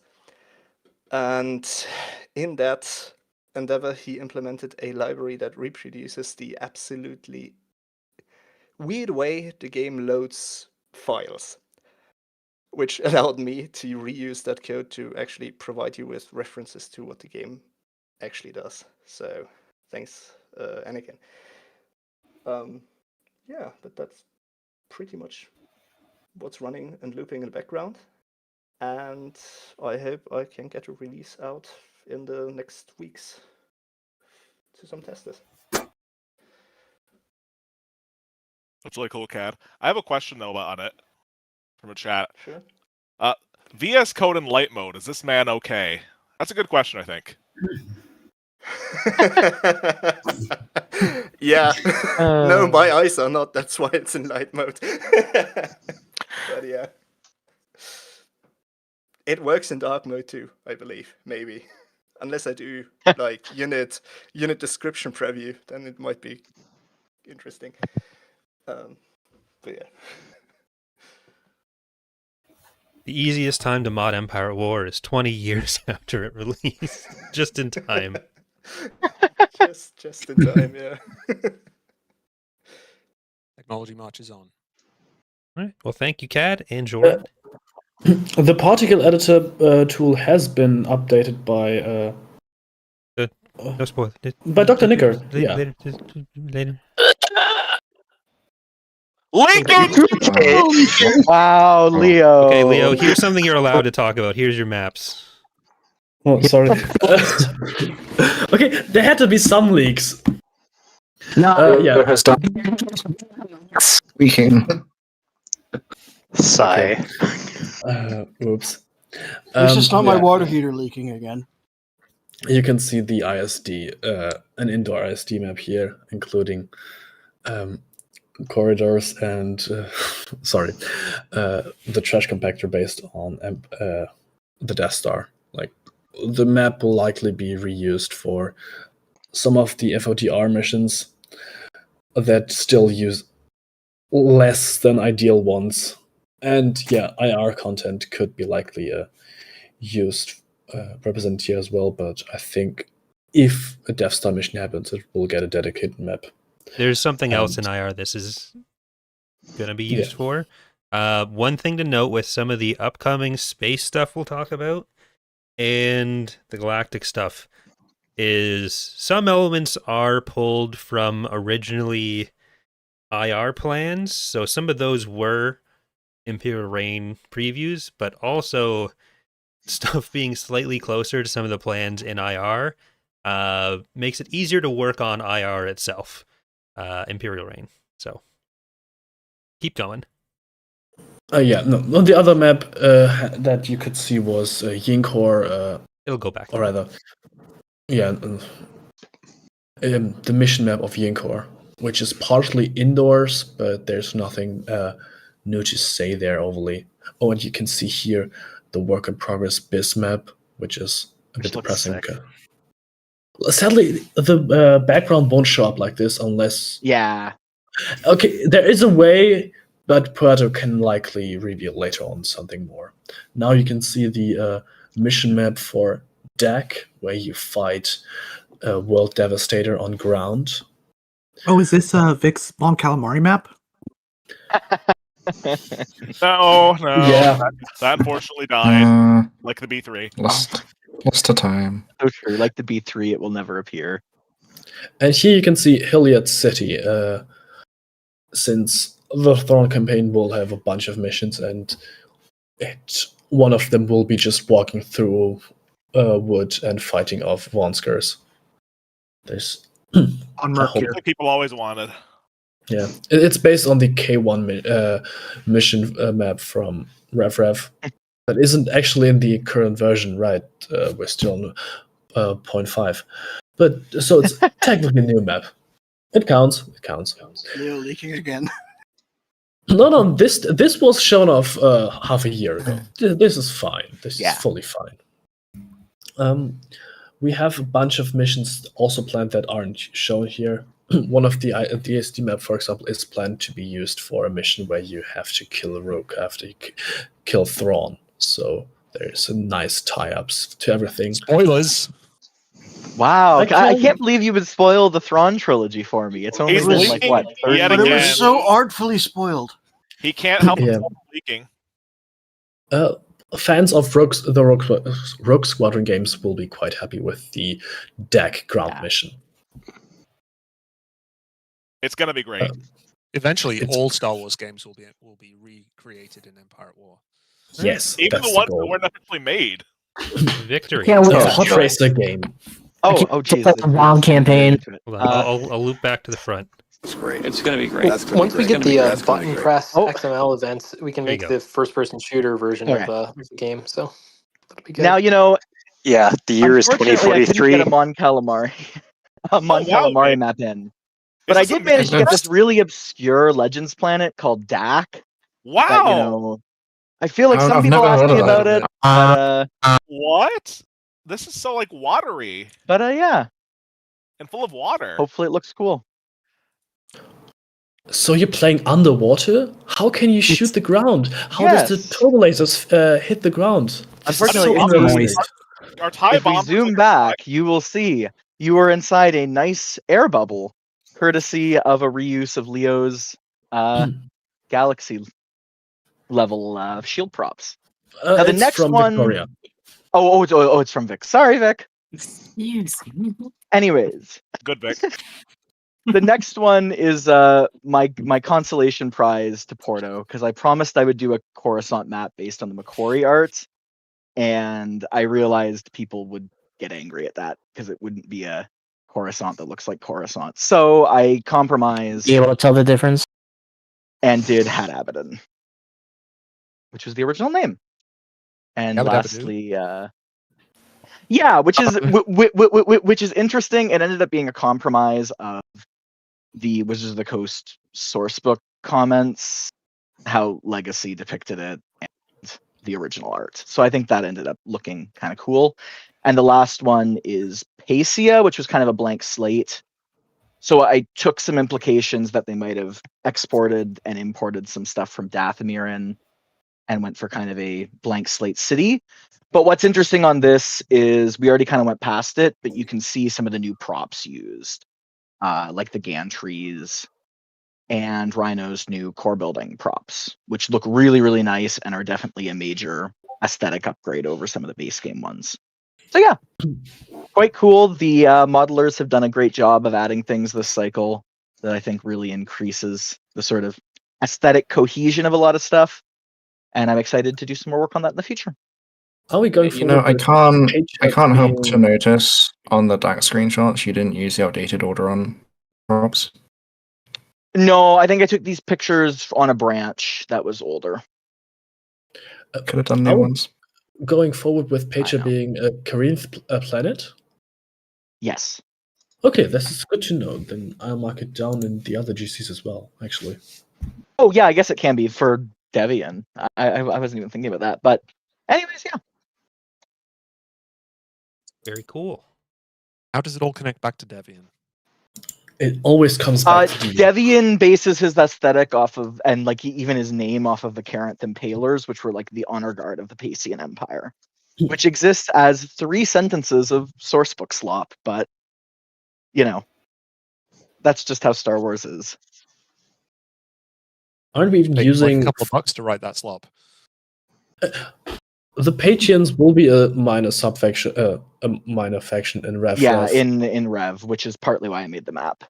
And I think we even used the Deviants, an icon of Deviant for their faction crest. Yeah. The Damn, this is Impaler lovely. logo. That. Yeah. Okay. Yeah, I guess that makes sense. Most people probably don't know this, but in Courtship of Princess Leia, they established that both the Hapens and the Pacians are both ancient empires from about Rev's time, which is kind of nice. Oh yeah, What is frustrating with later stuff is that it, like, the way Courtship kind of implies it is that, like, they had Dathomir for a while, and then later stuff goes with, oh, they colonized Dathomir, like, right at the time they collapsed. And I don't know how that works out. It's just weirdness. But anyways. Actually, Pacha fits perfectly well into Chitrik. It might make sense to add it does. there. Everything is deviant. Everything is deviant, exactly. Deviant. Protagonist made a new X. Oh boy. That was a reference for people who like both NX Deviant and Sins of a Solar Empire. True. Oh, and the only other thing with this map is it's cute. I have the missile silos kind of mixed in. It's kind of like a mix between a city and a Counter-Strike battery, which is maybe horrifying, but also neat. I don't think you're allowed to call Deviant a tart, people in chat. That's kind of rude. All right. Well, we have shown off a lot of TR cinematics. There's still some coming for that. But we are now going to look at some of the Revan's Revenge cinematics for the expansions into KOTOR 2 story stuff. And then we're going to talk a little bit about space. So we will see you in like 15 or 20 minutes whenever those videos end.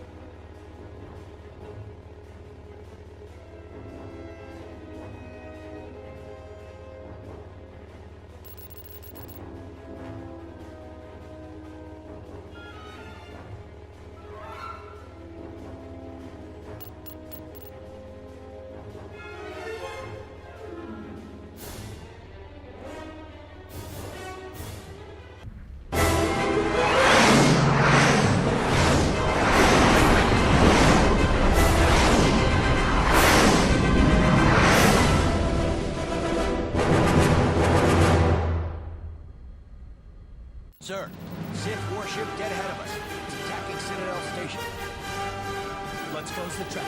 Concentrate all fire on the warship and deploy red and blue wings to engage enemy fighters. Sir, at this distance, our weapons will barely scratch it. We can't hope to match its firepower. We need to draw it away from Telos.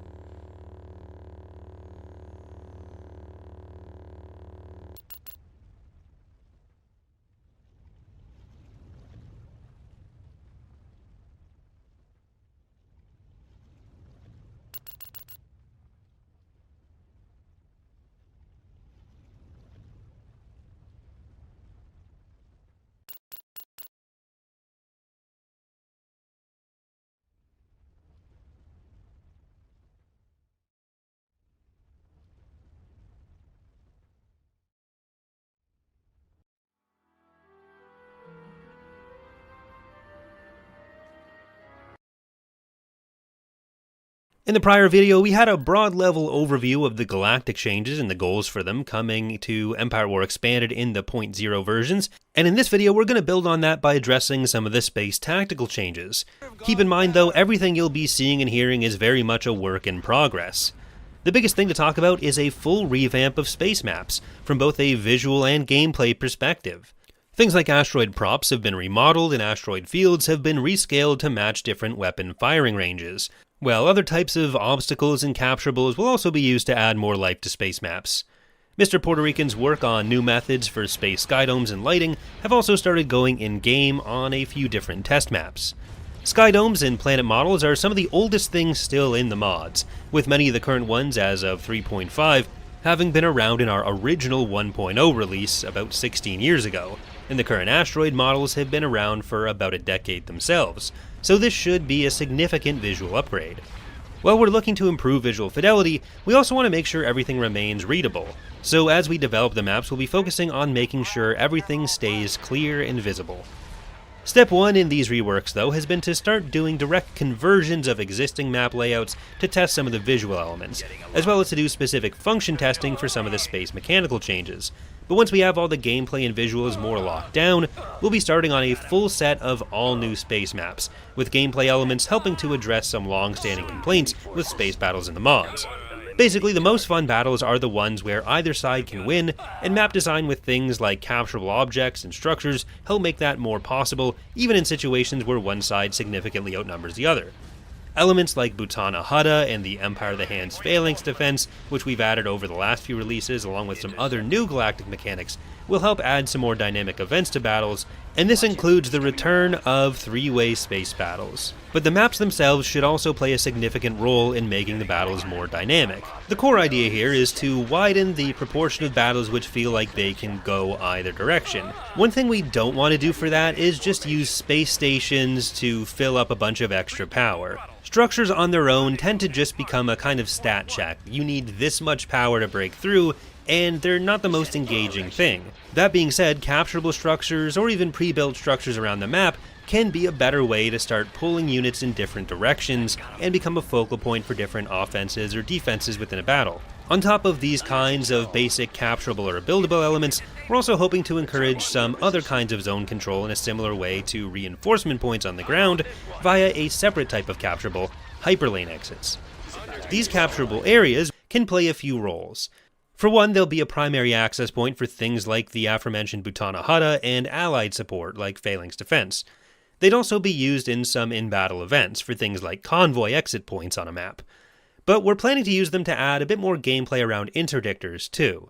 As it stands, interdiction is a very binary thing, where if you go into a battle with an interdictor present, there's not really any way around it other than destroying that interdictor, which can be difficult to do in the kind of battles where you'd want to leave. This can often be overly discouraging when it comes to having players approach enemy fleets, because it is such a big risk to lose a battle if an interdictor is present. You're going to lose the entire stack. Hyperlane exits add a little bit more gameplay around this. For one thing, you will need to maintain control of a hyperlane exit if you want to leave a battle at all, so make sure you don't lose the one you start with at least. But if you control one and an interdictor is present, you can move units to that hyperlane exit, and as long as the interdictor isn't within a certain distance, the units present at that specific exit will be able to leave the battle. This way, there's a bit more positioning you need to play with interdictors, which, on top of just being better for gameplay, also matches the lore around them a little bit more. So instead of being these passive, binary, on or off things across the map, there's a little bit more proactive gameplay involved. And this also means, since you're not just encouraged to keep interdictors at the back and safe at all times, larger, more powerful individual interdictors can have a bit more use to them, beyond their missile interference, of course.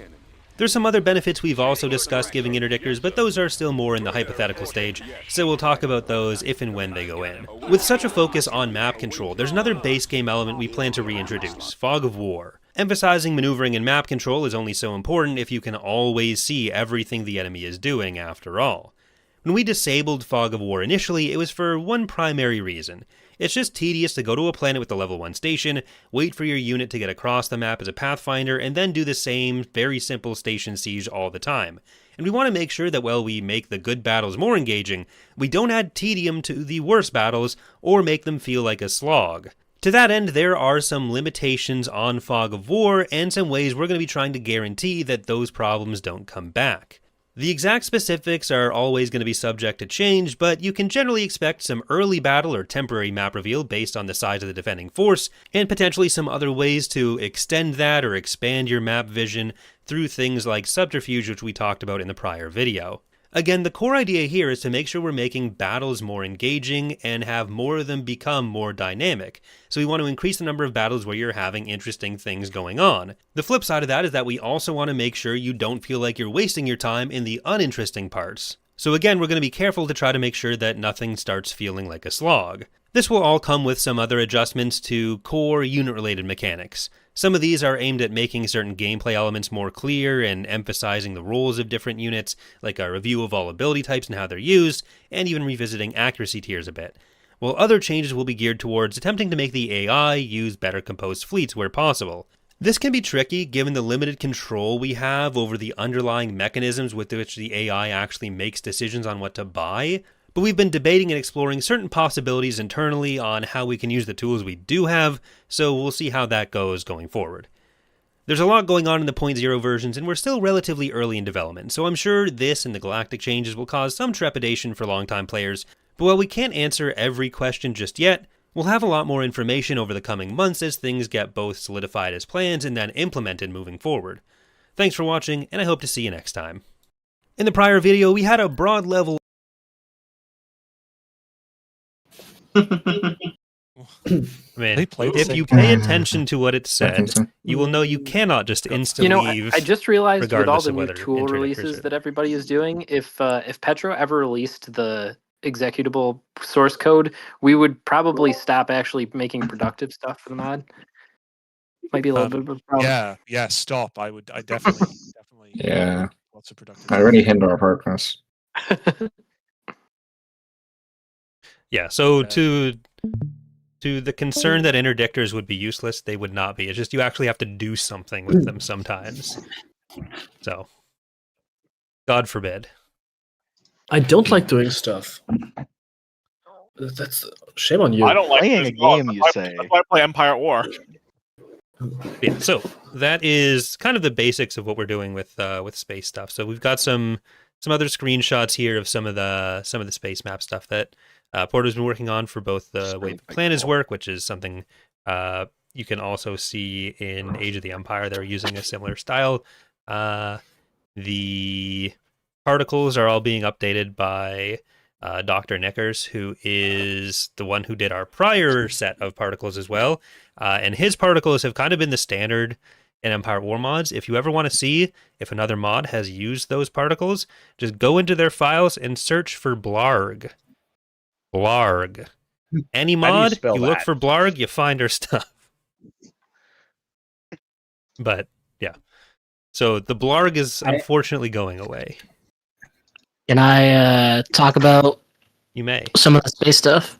So yeah, at least for the city background a couple panels ago, that one I got a little curious to see how we could change skyboxes in a cool way, because I used to play Homeworld as a kid, and I wanted to include some type of megastructures, so I figured massive buildings would be cool.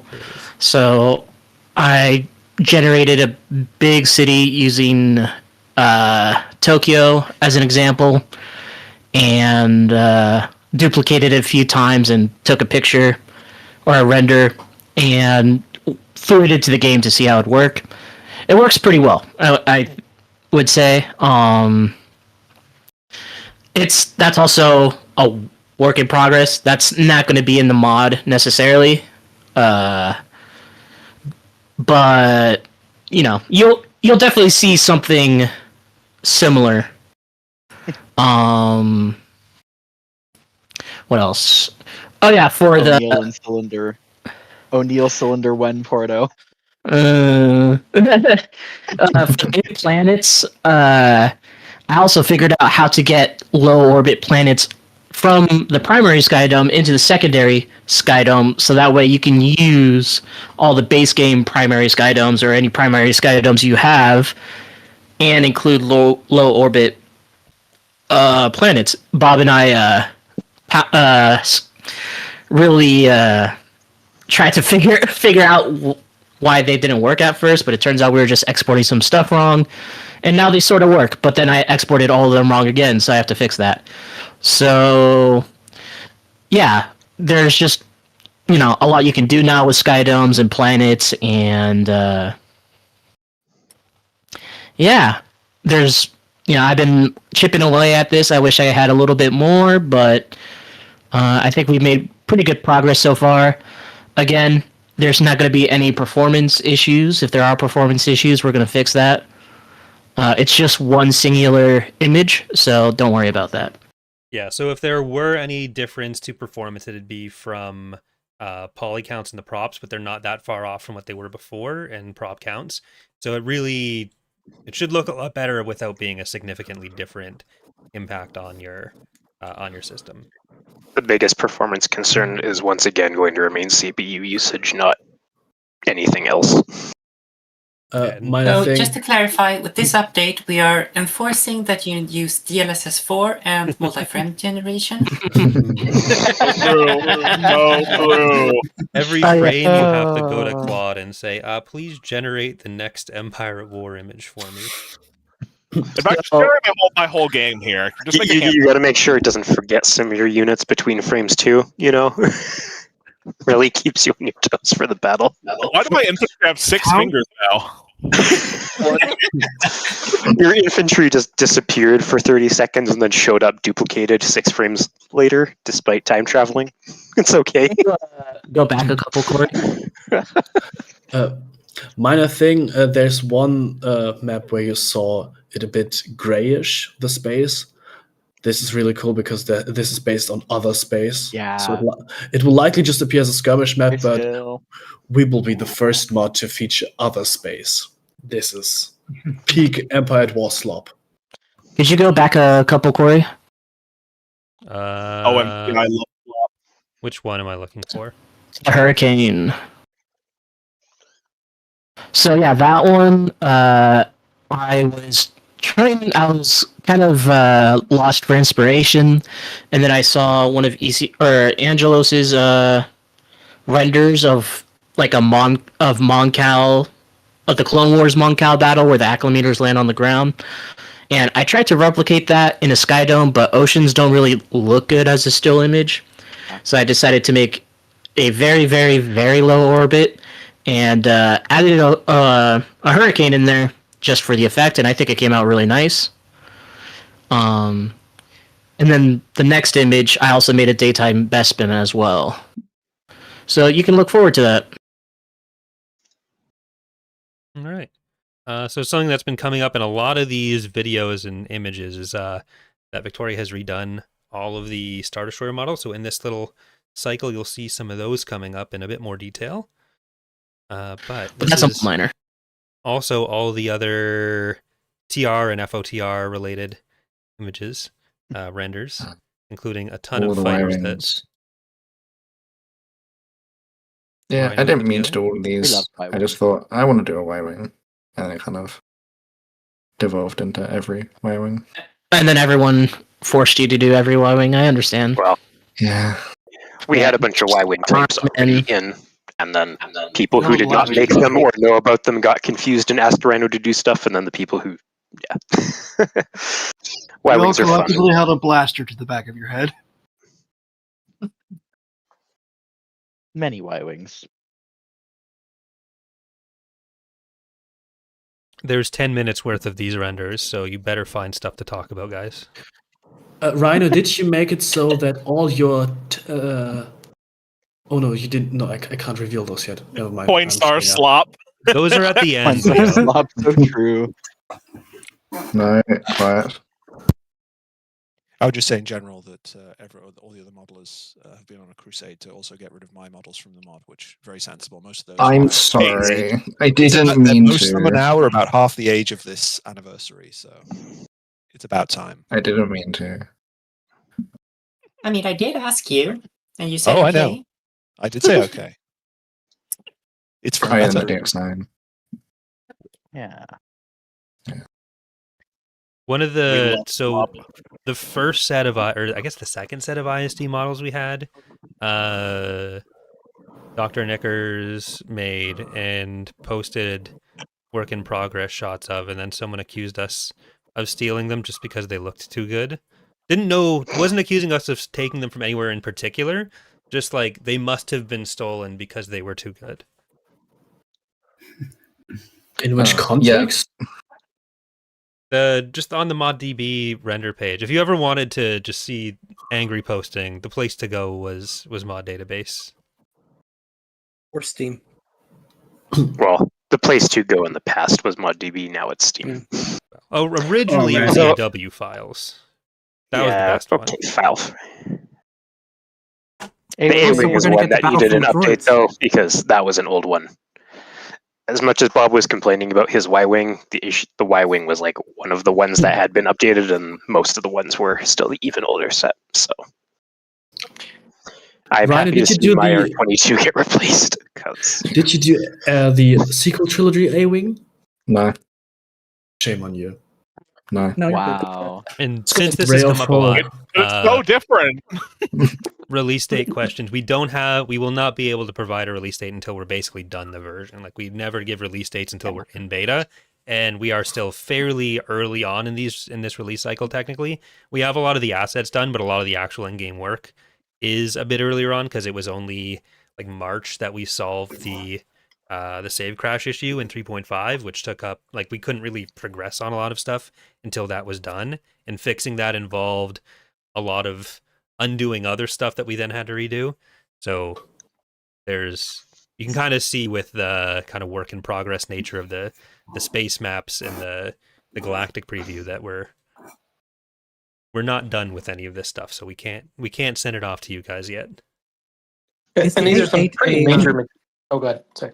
So I was asking, is the A8 a FOTR thing? no, it's I think General Core that's Saga. the A6. Yeah, the A6 Yeah. would be the FOTR version, which has its own like distinct thing, anyways. The A8, I think we was based on like a comic panel showing like a red A9. Yeah. It was, yeah. There's an A9 predecessor that shows up like a couple years prior that's mentioned, and yeah, the one comic use got used for it. We do not actually have that as a unit in, so. Yeah. The droids are neat. The concept art Dwarf Spider, the use we will probably go with that is making it one of the Cull Hero combat droid types, because if anyone is familiar with that, it's a single battle with a bunch of random combat droids that get thrown around, with the implication being that it's a bunch of the Clone Wars stuff getting tested out prior. So Arrow 1 / IF FOTR unit. We love Arrow 1 slop.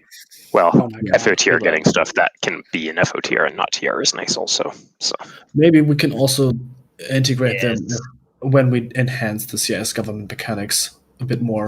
yeah, but admittedly, it probably is not going to be the Call Hero ones that go into that. There's enough actual CIS and sub-faction stuff that we can touch on, like the one in front of us right now.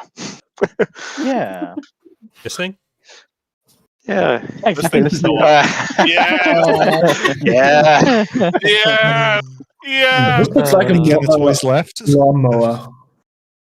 We can say, oh, look at what we're pulling from, but we said that exact thing with the INT, and who just starred in a major motion picture? So true. Yeah. Okay, to be fair, a lot of the new live action stuff has liked the Kenner toys in general. They've been pulled from a lot, so. Okay, never mind. Not the lawnmower. The MTV, ice machine for ice hockey. Yeah, exactly. It's a hockey. One thing, Corey, I don't know if you mentioned this, but a lot of the major mechanics here that are changing for X.0, one of the reasons the release stuff might be a little different than before is that it's affecting all the mods at once, right? So we're when we make these galactic changes and stuff like that, it's going to hit Rev and FOTR and TR all at the same time. Yeah. By the time we were at 3.5 and 1.5 for FOTR, we had a lot of the galactic stuff kind of settled. So once we were done with 0.4, it got into just small amounts of content for FOTR, and then it could go out. But here are some of the Star Destroyers. You can also say the prototype tank is concept art for the films. That's, one of the classic Empire Strikes Back concept art vehicles. Yeah. What's the little mini tower at the back of the Secutor? It's the same array that's on the ISD bridges. For the 1-2, it's just flipped down like the ISD-2's one is. It's just separated out from the Venator bridge section. Was the first ship that was shown a procurator? A procurator? Precursor. Yeah. Precursor. The old model didn't last long enough for one of us to properly flip the blue channel on the normals. I kept making a note to do it and then not doing it. I love the new Vic model. It's so good. Of course you'd like Vic. We all love Vic model. I think I got the Victor stuff to you too late. I'll need to kitbash that later. It's okay. We have time. That's the question, chat here. Aren't you afraid you're making too much content? Yes. No. Quite frankly, there's not enough. I'm afraid every time I go into any of the channels in the Discord, but it's fine.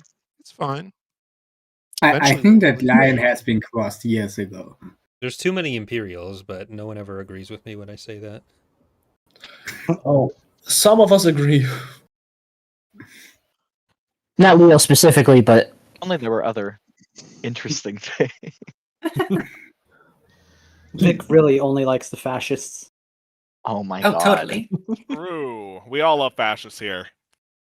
Except for the baby one. Let's not. No. No, stop. You're making a lot of people think they won't be banned from the Discord. Yeah, it's bait then to draw them out. I'm helping. Well, it can't be entrapped because we're not cops, so. Yeah, I haven't even shot a dog today.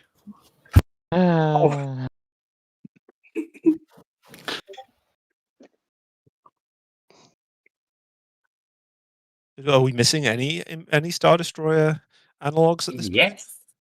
Oh yes. We still don't have the There are Twilight. so many Bob. comic blobs. Oh god. Oh well, now it's not my problem. 1,000. It hasn't been your problem for years. Don't worry about it. We got to update the Praetor 1 and Carrier? Yeah, the Praetor Carrier is upgraded to the Praetor 2 because the Praetor 2 got redone and the Praetor Carrier got redone with it. We still have the old Praetor 1 though. Mm-hmm. Yep, Praetor 1 is still, Yeah, I think the one on screen now is that the Dominator or something else? No, That's this is comic swap. That was the comic slop one, which I guess because it has showed up now, we can say was meant to be a GM's reward version. Yes, that's like the Dominator. Is the Dominator alternate? without Bounty Well, Yeah, basically. because there is literally a second type of ISD interdictor. It is distinctly not. It's not an ISD 1-2 thing. It's it actually is fairly easy to figure it out because the Mothma is the reverse for the superstructure stuff. So yeah. Did the upload Too much content. or the Reno, render of continue the End to of hate Despair vanilla. campaign finished? It's a proto GAT, right? It's the concept art for the advanced ground tank from the 2002 game. Yeah. We are going to go into the final set or the final Revan's Revenge preview video thing. This is important for Leo to pay attention to. Okay, And I'm then here. we will come Yeah, back Leo. with some more of the particles, I think. That makes sense. That makes sense. Yes. We're good. Yay.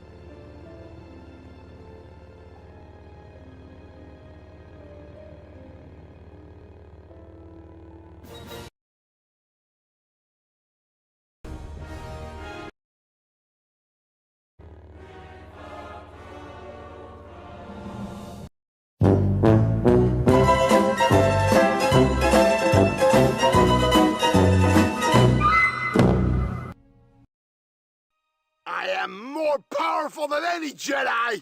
I will take my rightful place as High Emperor. Obey me or suffer the consequences. There's no hope for you here! Save me the effort! Just lie down and die!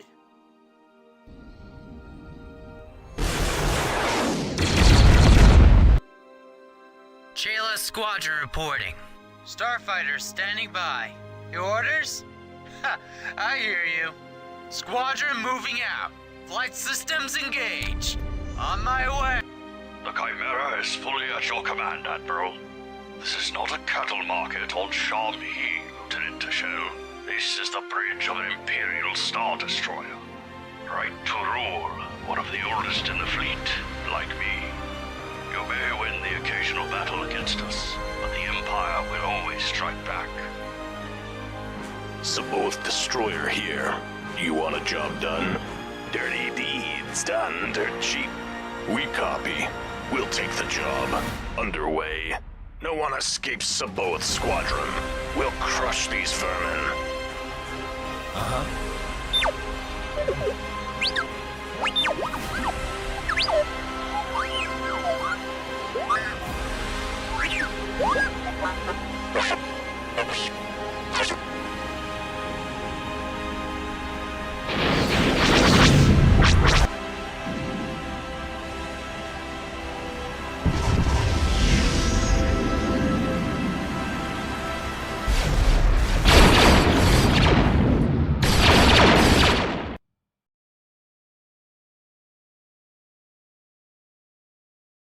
Reference absolute cinema. All right. So here you can see something every KOTOR 2 fan will be happy about: the total disrespect to the game I hate. A blank screen, because that's all KOTOR fans will get. There's the nebula in the back. we got more. These are more of the particles, but Okay. that was some of the VO, some of the end game. Code user has such a who Weird plays resolution. with this much widescreen? Too much widescreen. Whatever. It's just gonna go here. There is still stuff off the screen. Hold on. There we go. Are you calling him wide? This is kind of disrespectful. Why are you so wide? Yeah, the video for when the Pelion VO was being shown off was weird. Had some issues. But get it. Yeah, it had like malicious like malware. Corey said like, "Oh, I don't remember putting that in there." I feel it'd be intentional too. So maybe like it's trying to like show like the Empire's malware, or Pelion specifically is. What is malware?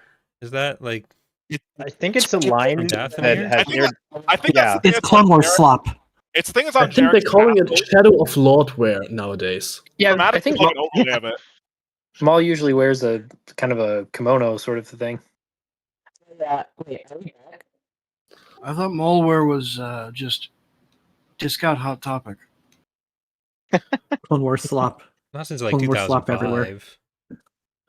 I think the biggest enemy of malware is Avira Kenobi. The biggest enemy of malware is gentrification, honestly.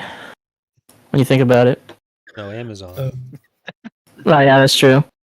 Also, I forgot to mention, for the new ISDs, it got leaked 3 times before we announced it.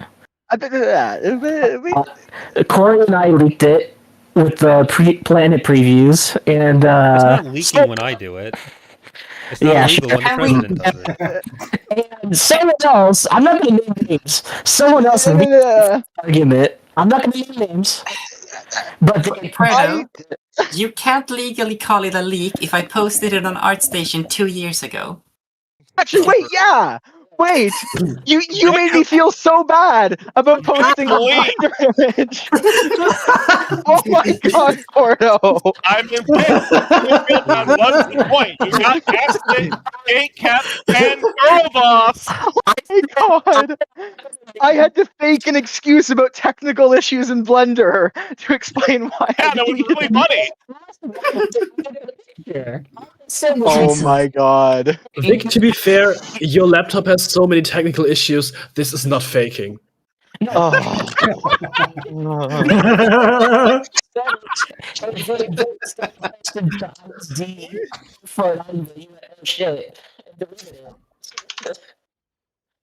All right.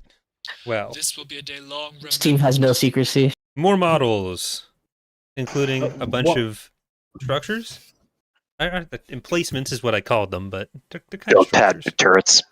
And then Revan's Revenge content is also in here. There's not as much to show off for Revan's Revenge. There is some stuff though. Well, for Why is it called 1.4 if it's 3.5? One additional thing I wanted to mention for the Revan cutscene we just saw. This will be the final mission of the K2GC as an epilogue, and it will be optional for those who want to indulge in their fantasy that the Revan novel and Tor never happened. So, if you're coping, we will respect this. For now. Yes. All base game models have been redone. I haven't figured out how to put my Curb Your Enthusiasm edit in game yet, but I'll try. Oh, and Corey, I forgot to mention too for the VO section. That was Jasper Hayes for doing the Chayla there. Professor Paprika, who also did Zinj in TR, doing the Saboa Squadron one, and our own Lord Zeiser doing Pelion there. Thank you all for that. Whole gang. If you would like to have your voice in the mod, you can go onto our Discord, and there's a voice actor submission thing. Mm-hmm. And then in a short wait of 4 to 7 years, you can have a unit voice. Okay, don't overpromise them there. I don't want. I'm not going to respond that fast. Yeah, the first rule of submitting a voice is have a good microphone, and the second rule is DM NMS. yeah. Through incessantly DM NMS asking about how it's going. Especially with feed pics.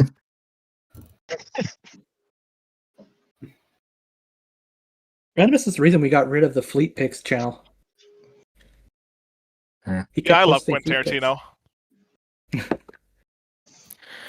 Turrets did you make right now? I mean, all the base game ones are redone. So You did the ZC ones too, right? 9, right? 8. Yeah. 8 So more than 7. 8 without the support stuff. Yeah. Yes, minus the support stuff.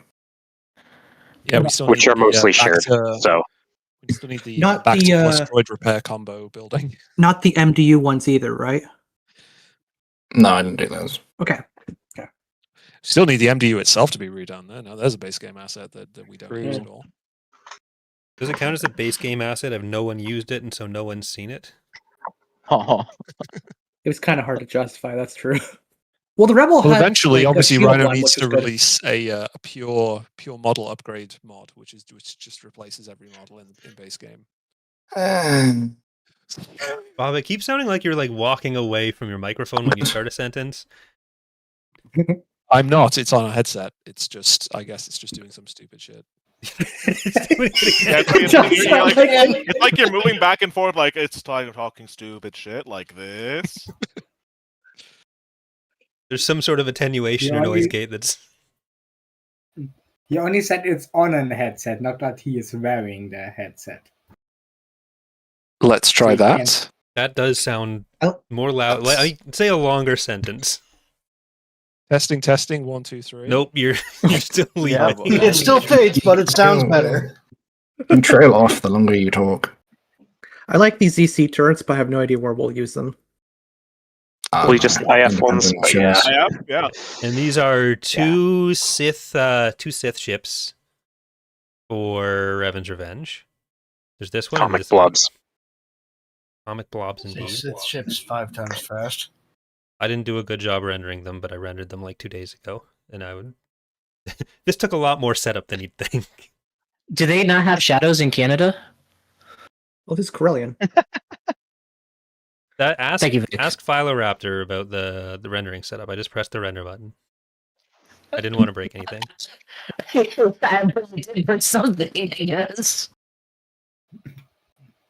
Blessed Quartermaster. You did not like the shape of that one, did you?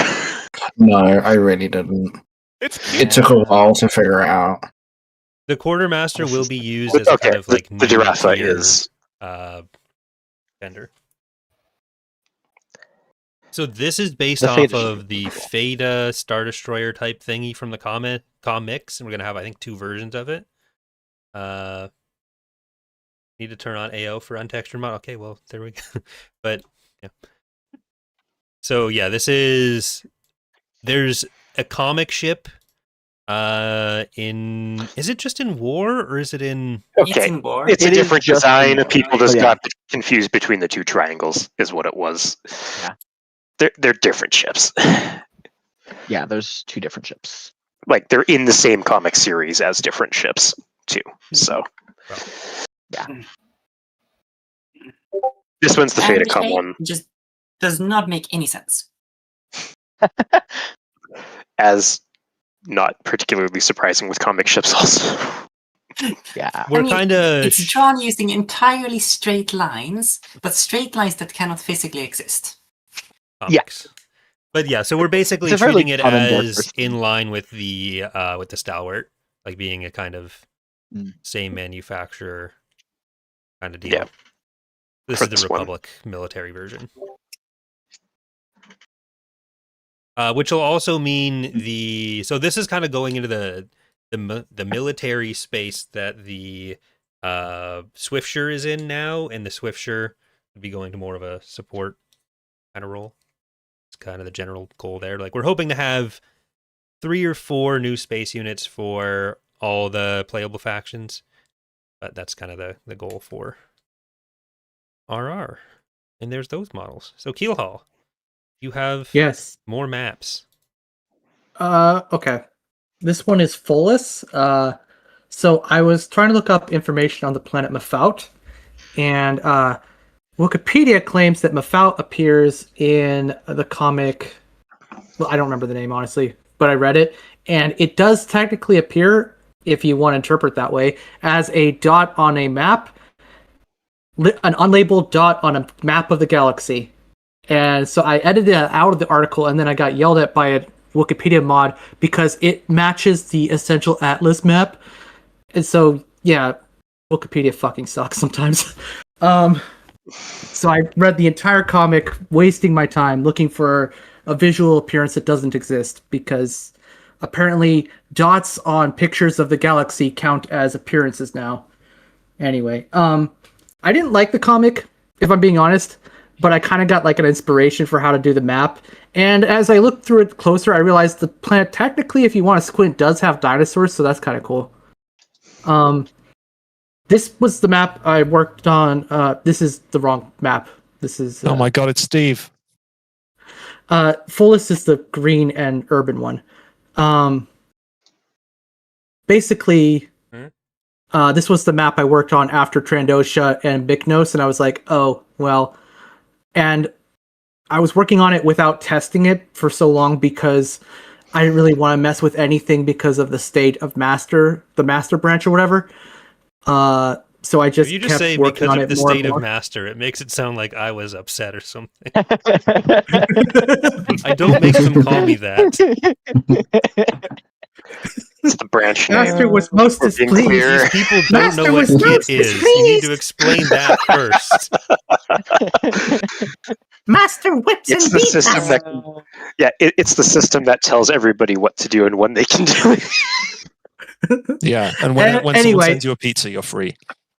Yeah. So this map ends up having actually more props than I think any other map in the mod. And I kind of went crazy on it because I worked longer than I should have. And there's actually more details than you can actually physically see in the game. Like, that's the whole map, like what it actually looks like. And the little yellow square is where you actually play. And about twice that yellow square size is how far you can actually see in game before the draw distance gives out. So yeah, a good 40% of the map is a good 40% of the map is not visible in the game itself at all. You made 4 maps, Keel, for 1 map. Yeah, basically. So that's fullest, but it does have dinosaurs, and that's fun. All right. Next one. We'll go to this one. This one, I was basically just like making a map without any rules, so I was just like throwing things together that I didn't usually use and trying to make them work, and it came out as this. There's not really a lot to say other than people seem to like it, and I did some fancy texturing.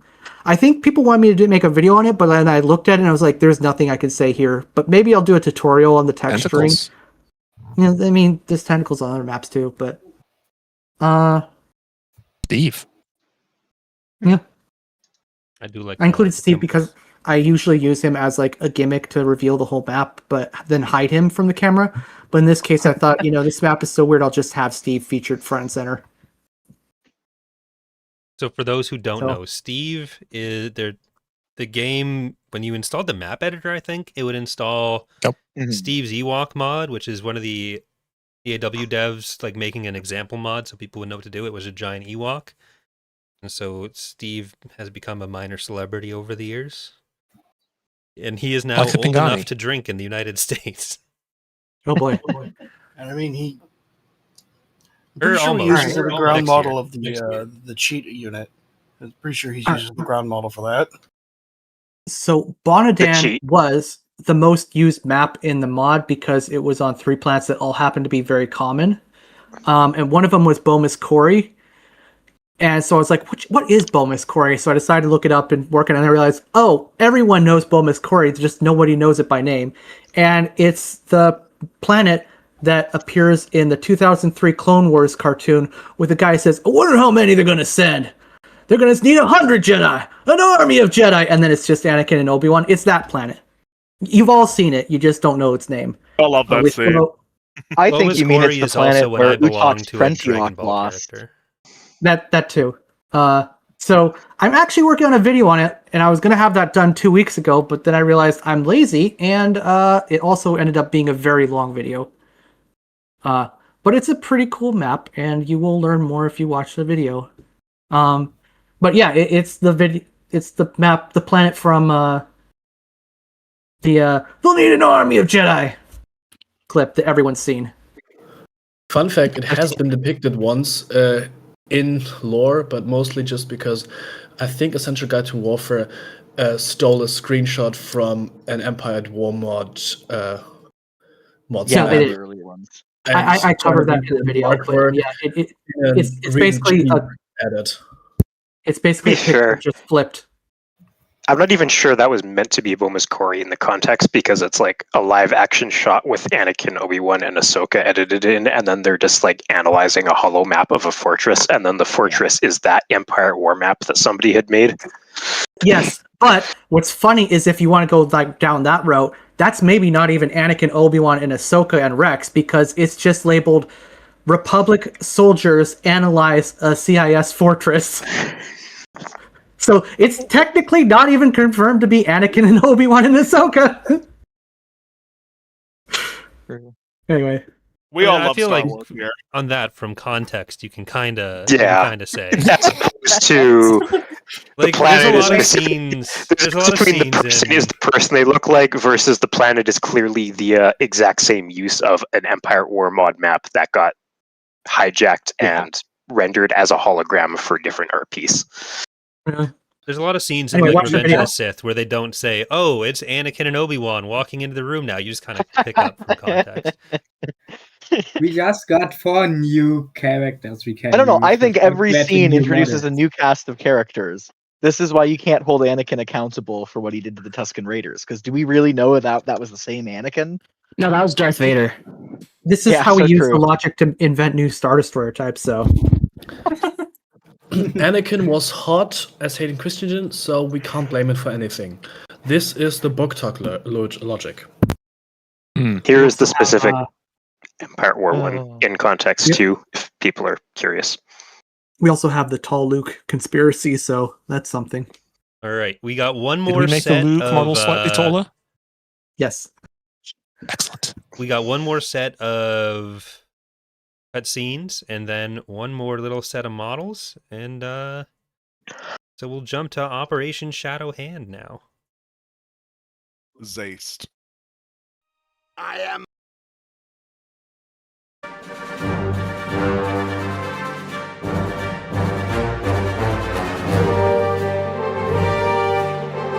also a. Let's see.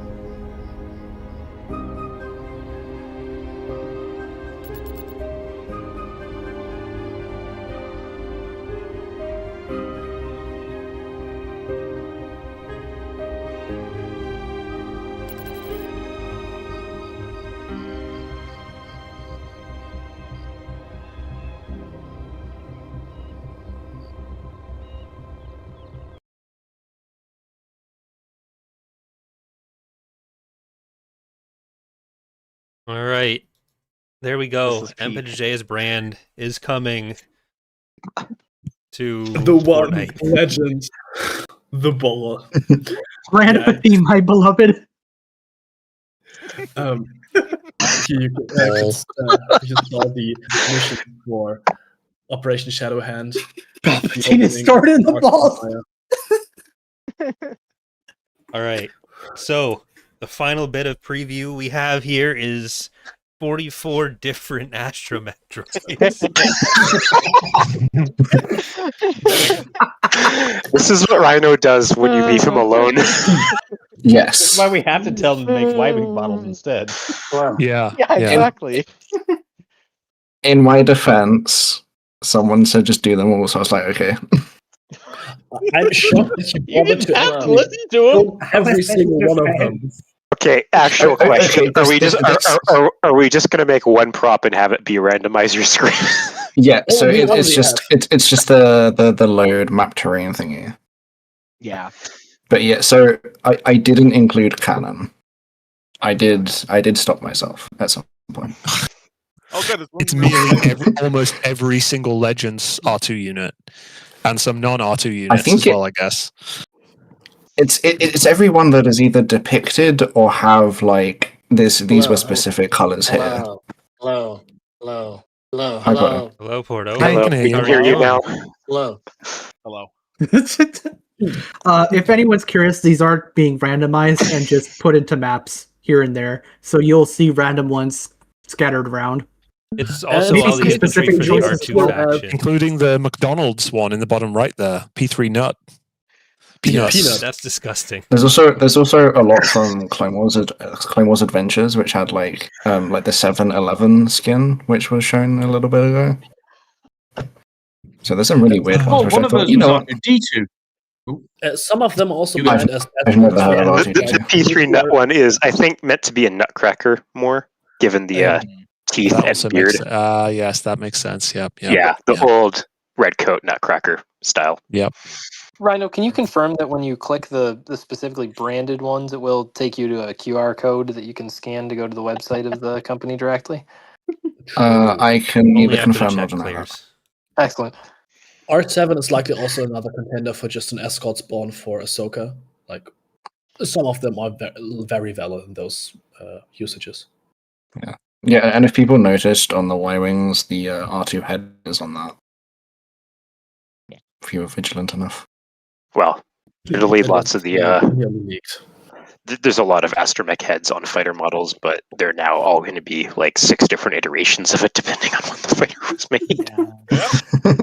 There's even transparent ones. We were already there for 4 times, so yeah.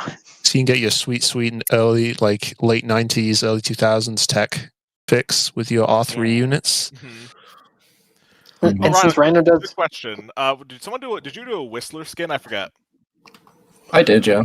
It should be in there. I forget which number. I don't think it says a number, so I couldn't tell which one. Oh, there No, he is. it just says Whistler. Okay. Oh no, so this is No, it specifically says Whistler. Okay. He has a specific version. Sweet. Rhino, did you also showcase the other ones? Like, what just... That's a way to not leak. I'm pretty sure. I mean, yeah. Yeah, okay, they're here. The thing that'd be relevant is a unit. Yeah, if you mean the one I asked about. I've only done J4K and the B3. I haven't done the others. Different thing then. Okay. because now we can actually do Gascon as an FOTR hero because we have Yes. destroyed. Of Yeah. course. We waited for it. We wanted it. Finally, a general, Everyone's another favorite ground arc. general for the Republic. You do Q9. Someone asked if you did Q9. Did what, sorry? Did you do Q9? Q9? That's the evil one, I think. So, don't yes. know. He's not evil. He's from Corellian Trilogy, I think. Oh. The hovering one? Yeah, well, he sometimes hovers. He's not evil. don't He's from the know. Corellian trilogy. I don't So know. is if- Thrak and Sal Solo. Q9X2. I've done so many, I don't know. We can also put these as little death clone guys on the X-wings, right, in space. So little pieces of each of them floating around. Well, okay. You The way probably that do there's that with a particle. well, not okay, you a- could do that with a particle by having a sprite of the astromech in the explosion particle, but you could also just do a breakup prof using the astromech model. That would Yes, be you could do a that. choice. Would anybody be able to actually see it at the scale of our fighters? Though? Exactly. Yeah, you're not going to really. Aliens are all canonically evil. I True. love Growl. Oh my god. Well, yeah, that's so true. So, okay, admittedly, like the astromechs are cool, but like the vast majority of these are going to be background characters. Yeah. Like, Oh, yeah, 100%. the ultimate vast majority of these are just going to be props. Like, Yeah. Many, So several we're maps looping already now. I have. know that it might be impossible to tell, but we are looping now. yeah. Yeah. Yes, this is Yeah. the second run through.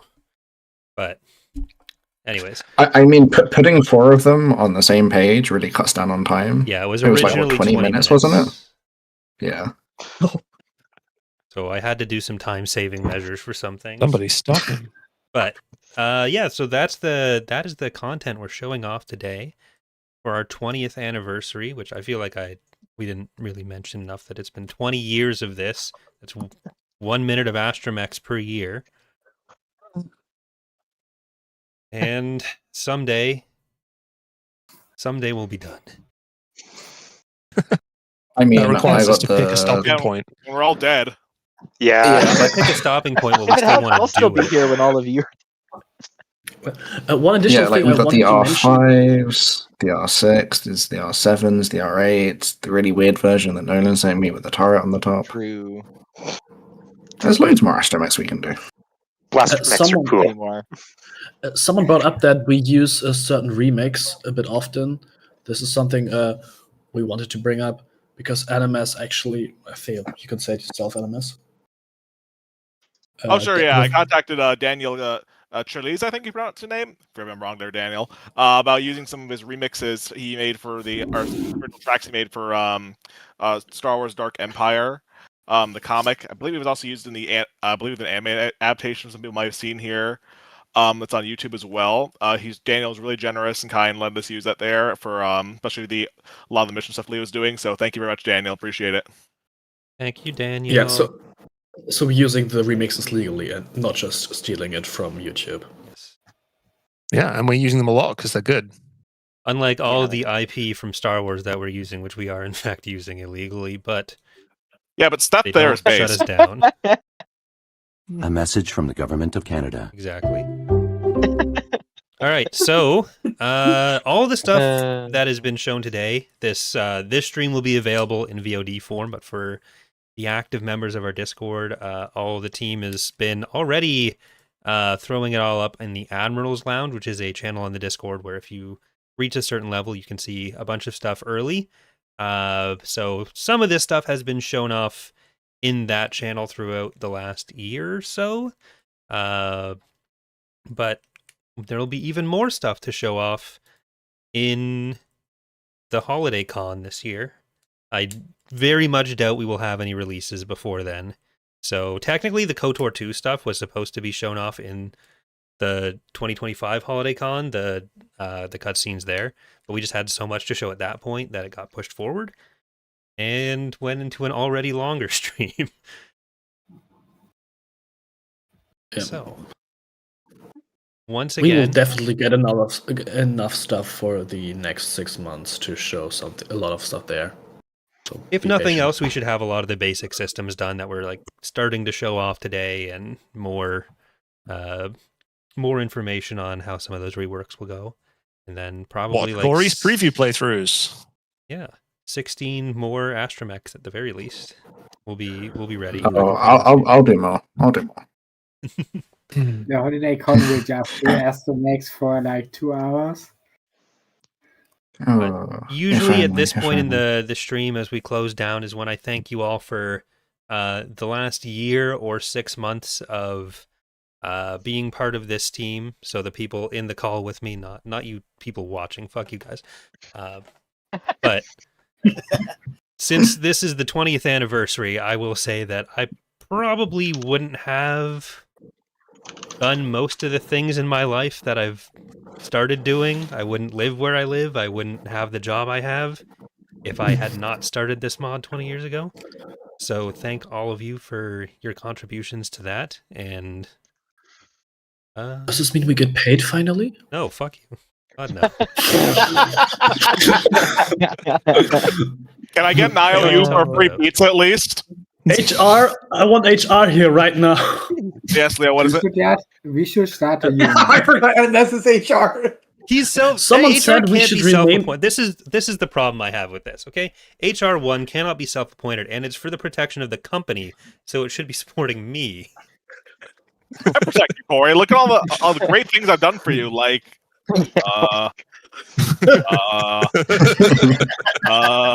yeah. Well, you gave him a nice virus-containing video of a Starfighter. Yeah, like what are we doing No, here? you fucking owe me for that, you ungrateful asshole. Raise your hand if you almost broke my computer with your submissions for this stream. Yes, me. Hello. I'd like to raise my hand. Someone said we should rename these anniversaries to modferences. What? All right, but yeah, thank you all for working on this with me and with each other in a way that has not resulted in any deaths yet. So, hey, I think honestly, the past 18 months we've done very well on the drama front. I'd say pat on the back, everyone. Honestly, the past 20 years, to be honest, this has been pretty low. Considering we had a safe crash issue, we'd handled well internally. Yeah. Yeah. Yeah. Pat ourselves on the back beat for us that many one. times for it. Oh God. Okay, now I have drama. all right, we have I have only ever had to kick 3 people off the team. I think maybe 2, which is in 20 years kind of insane. Should I have maybe kicked more people off the team in that time? I don't know, but everyone eventually. Wow, Corey, you need can't to be say that kicked when NMS is right here. Yeah, it's kind of crazy. I'm not in that number actually. So what I The want takeaway everyone here to do is that if you join the team, you can get away with anything. True. Just see what Vic does. I think the 2 people I that did get nominate kicked NMS proved to be that kicked is out. not true. But one of them was let back on after apologizing. But Oh yeah, NMS. what I would like for us all to do now is to go around and then everyone says their least favorite member of the team and of least favorite modder outside of the team. Leo. NMS. But no repeats? That's going to make it harder. It's going to make it a lot harder because we're actually using this to vote someone out. You guys forgot Corey's Survivor fan. No, it was only a matter of time. Survivor crossover. Yeah, like Wait, if they is this won't a- cast me is on the this a real show, promotion we're for a turning this into an co-reality? ARG. Crazy It's a idea. promotion We for all take Correality. Corey. Yeah. Guys, go subscribe to Correality TV. God. Okay. What if we vote on Corey? All right. We're degenerating now. So thank you all for watching. Thank all of you as well for your support in the last 20 years. Hope you're looking forward to the next 20 years of EaWX content. Eventually, in that 20 Promise years, that. Imperial Reign will come out. But Fall of the Republic first. 2.0. Ooh. Say goodbye, Should we everyone. do a question round before we head off? Yeah. We want to do questions as well? We can do questions. I mean, We can do questions. Here, Okay, I'll open up we're- I'll do the Q&A thing. We'll keep the First astromechs question, rolling man. through. Actually, there was one thing I did want to say. with the, I'm going to call it the Vong tentacle wiggle video. Yeah. That wasn't possible because Arskin shader never works in space. I think the 64-bit update did something to make it happen, which is nice. So what Rhino is saying is we can have tentacles in space. Yes. Not just ground. There's space Now the body tech horror that- can be everywhere. Yay! Oh yeah, body horror is what we want the tentacles for. I'm going to say your bar on body horror is so low that it automatically is present by just including a tentacle. Oh, no. I meant like we can do like undulating, like fleshy things like Keel does in the ground maps in space now. I don't think we added tentacles for body horror reasons. I think it was something else. The more serious comment that I will go with this is that we could maybe do something for a still. Sorry. Does anyone have any maybe questions for Vic? Oh, really? Hold on. I'm trying to find the. As we head into the point zero. What are you Is saying, there an Nolan? outro video? I was okay. Well, I I was thought showing we the were, Vong stuff. Yeah, You can see okay, the I was gonna say, tentacles. there. wiggling. We're all Yeah. googly. A, space fauna. B, large prop. We could maybe try like a still sail. Because there's Han again. Those are Let's zoom right in on him. Yeah, you can just keep it on Han. Yeah, perfect. That can just be the outro. But yeah, you can see the tentacles kind of wavering there. That was not a thing we can do. Another neat thing is some of the stuff Greeny worked on in the recent months is bringing some of his submods into the main mod. Yes. Yeah, it's not something we could like show off in a video so cleanly, but like this did really cool stuff. The World Devastators, like individual ID tracking for him. Yeah, Like, that's real nice. Are you here, Greeny, right now? He's here. He might be I'm dead. here, yep. Hello. Oh my god, he lives. Oh, if you want to say something about it, feel free. Yeah, so essentially it's just taking the existing stuff that was in the previous versions of TR and essentially just making it work with the previous patch. That was like done just like a few years back now at this point. And yeah, just sort of getting it all nice looking and making it sort of like flow a bit better with the tactical and galactic side of things. And yeah, just making it sort of like work a bit better with the recent patch there. I didn't realize we secretly had another Brit join. Awesome work, Green. Can't have all Germans all the time. I thought The Green live was stream, yeah, German. for that person asking, the live stream VOD will stay up, right, Corey? Yes. Yeah. Okay, cool.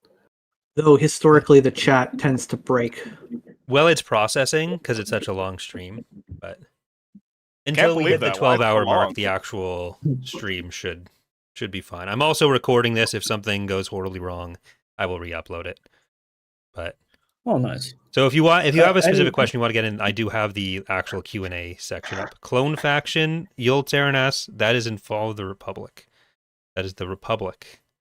Are there plans for other factions, FOTR? Good question. Someone else answer it. Okay, FOTR, other faction stuff, not immediately.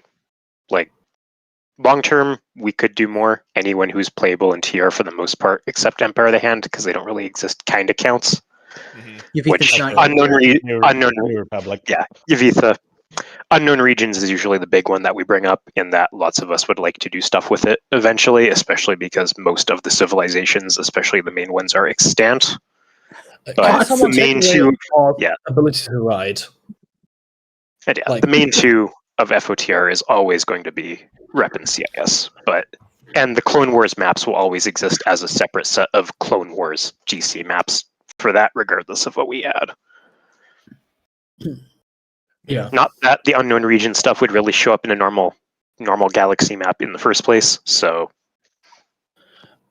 The answer for more Tor stuff in Rev is always the same.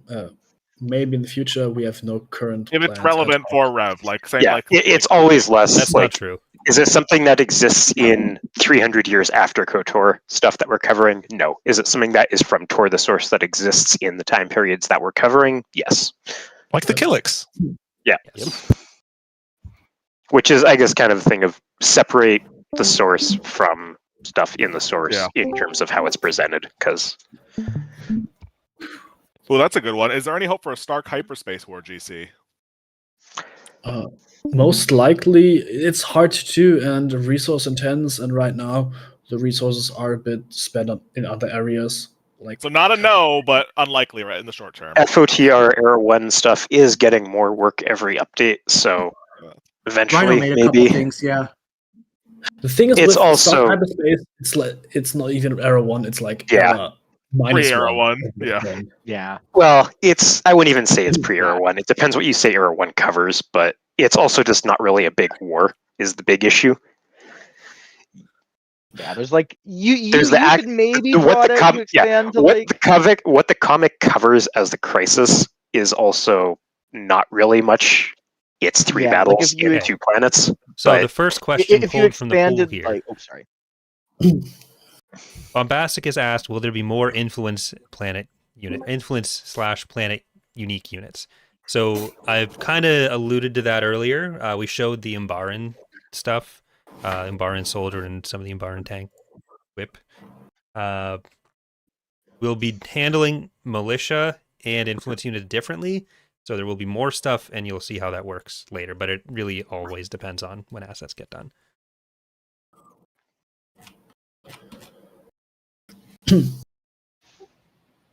Well, I've got to head out now. Joe, have a nice time, everyone. That one, the max from that one Clone Wars comic, I think you're referring to one of the canon ones. Those Yeah. are pre-Clone Wars, and yeah, this is That can canon. mean a lot of things too. The ATXTs with the guns on the side? Yeah, the traced ATXTs would definitely not be something we do regardless. Yeah. Even We can do the blimps though. Everyone wants blimps. What about Era 1 They have those. FOTR?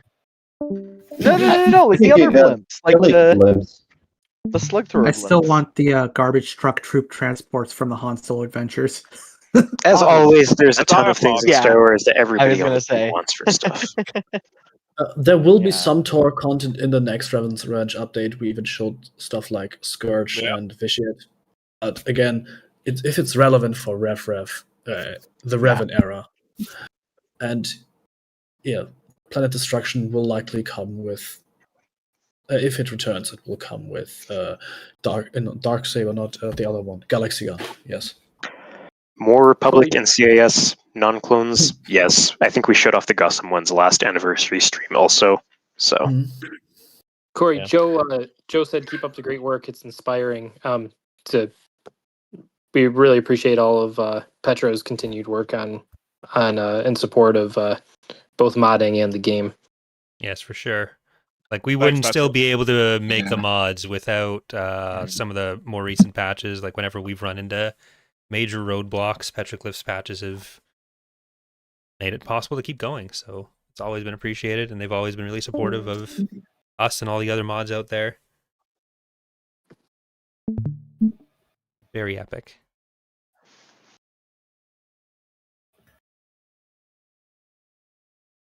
No other questions, looks like? Well, there's a whole question section that is separate from the chat. Can we see that? We'll pick a couple of them. But Can we see them? let's see. Well, yeah, because it's it's in a separate part of this YouTube studio. Let's see. As far as custom factions go, there's a lot in custom Galactic Conquest that can simulate that, but just like straight up making one in game is definitely not a possibility. The boarding mechanic is also back in TR. For William Nelson. So Jordan asks, what was the philosophy behind the new models and textures? I assume we weren't showing all of it. Is almost everything getting an update, or is just the placeholder rough models?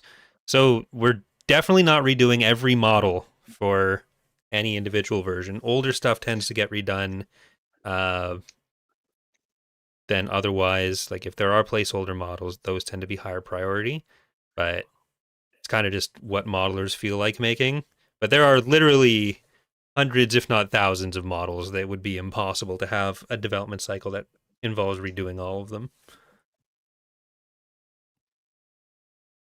But if any of the modelers want to talk about specific ones that they have their attention on, and let's remake the Executor. I want to update the model for that a little bit because there's parts of it that most I of want to mine redo. are just. Let's make the Executor prop accurate. I mean, most of my models are just things I do on whim, or someone shows a concept art of, and I'm like, okay. It's then he weird, realizes that there's so many variants of it, and then does them all because he's just like that. Mm-hmm. We love him for it. That's something who shows him the concept art. Yeah, you show me the concept, I'm like, ah, damn it. Next, we'll have Dragon Talon asks, will there be any changes to Imperial Proteus factions in the future? So, yes is the short answer. In the initial introduction, because we don't want to just have the mod, like, it's very easy for one thing to kind of take up all the oxygen in the room, so I put a limit of, we'd make one roster change per faction, and then that'll be doubled in the next release. So I think a lot of those have already been chosen, if you guys want to talk about that. Yeah, like the Restored Empire is getting the ATE as a swap. I believe what's the one with the 2 swaps? Would you know? There's a few with 2. Yeah, there's several we've done. I'm trying to think of ones offhand. I believe with West has the Raider. I believe. Yeah, that's right. A few more get the Venator now, like Zara and Remnants get the Venator right now. I believe Chronal does as well for the TIE Defenders. Yep. And as well as on top of the actual faction swaps, there will be ideally some new Proteus faction selectable. Not to spoil too much, but there's a reason a certain guy got VO priority from me. What? Yeah, I don't think we actually have any new yet, but there are several plans. Yes, we have very final decision on that, but it will. I am certain it will happen because it's well desired. Yeah. So made the Imperial B3 because it was technically feasible. It could make its way in to a Proteus faction, maybe. Who knows? Yeah. Yeah. So plenty of stuff. Yeah. Zinj gets Raptor speeder bikes as well as Raptor infantry now for Zinj remnants, so that's really exciting. Several of those. Imperial to Charlotruthers keep coping. They are coping.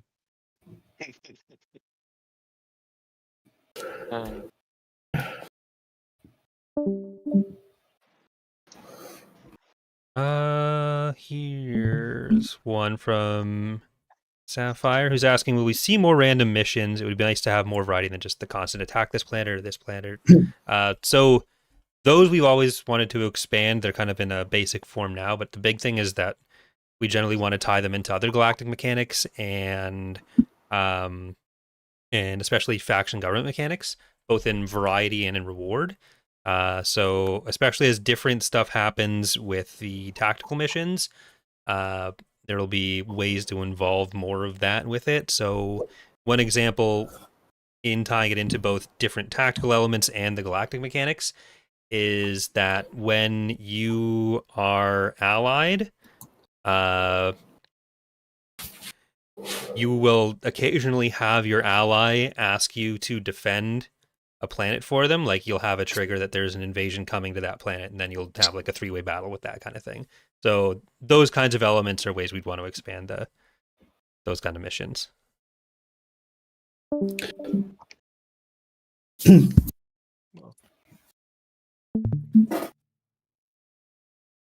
And especially with some of the other stuff planned, there are some ideas for more mission types.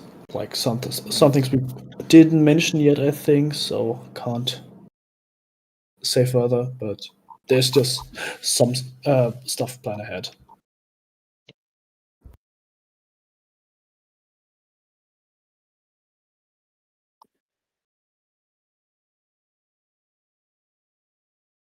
Let's see.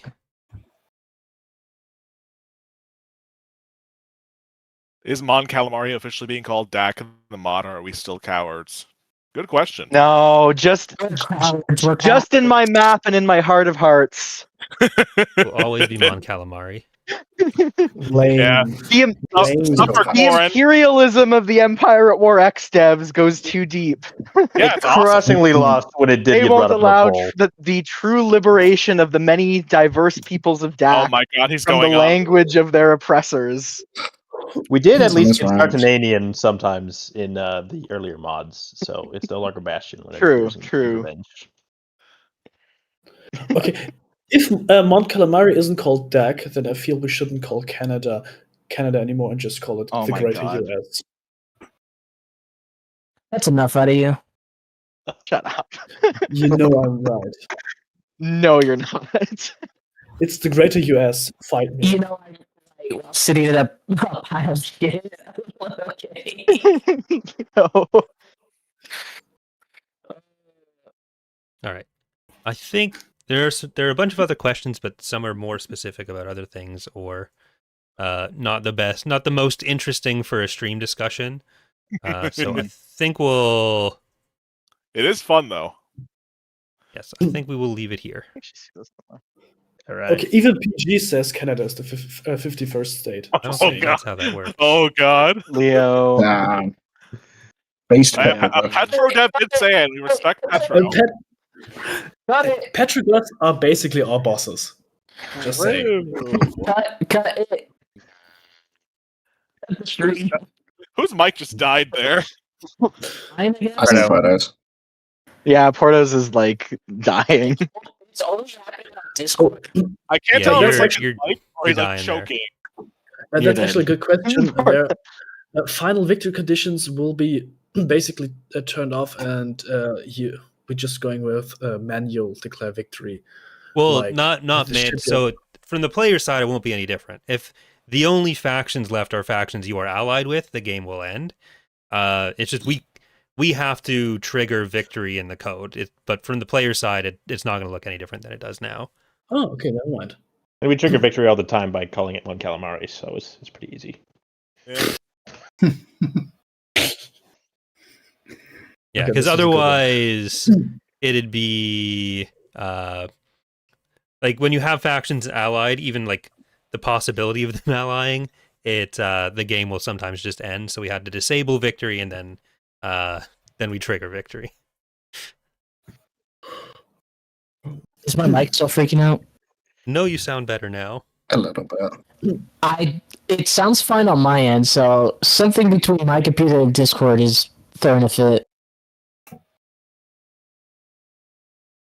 We can blame Discord. Yeah. Corey, that's a good question here. How permissively Alliance System B can you get something as crazy as Dark Empire allied with the New Republic? It's fairly permissive. Some factions and some can some specific, like Yuzon Vong aren't going to be allying with people directly. But for like you can have the New Republic ally with the Empire.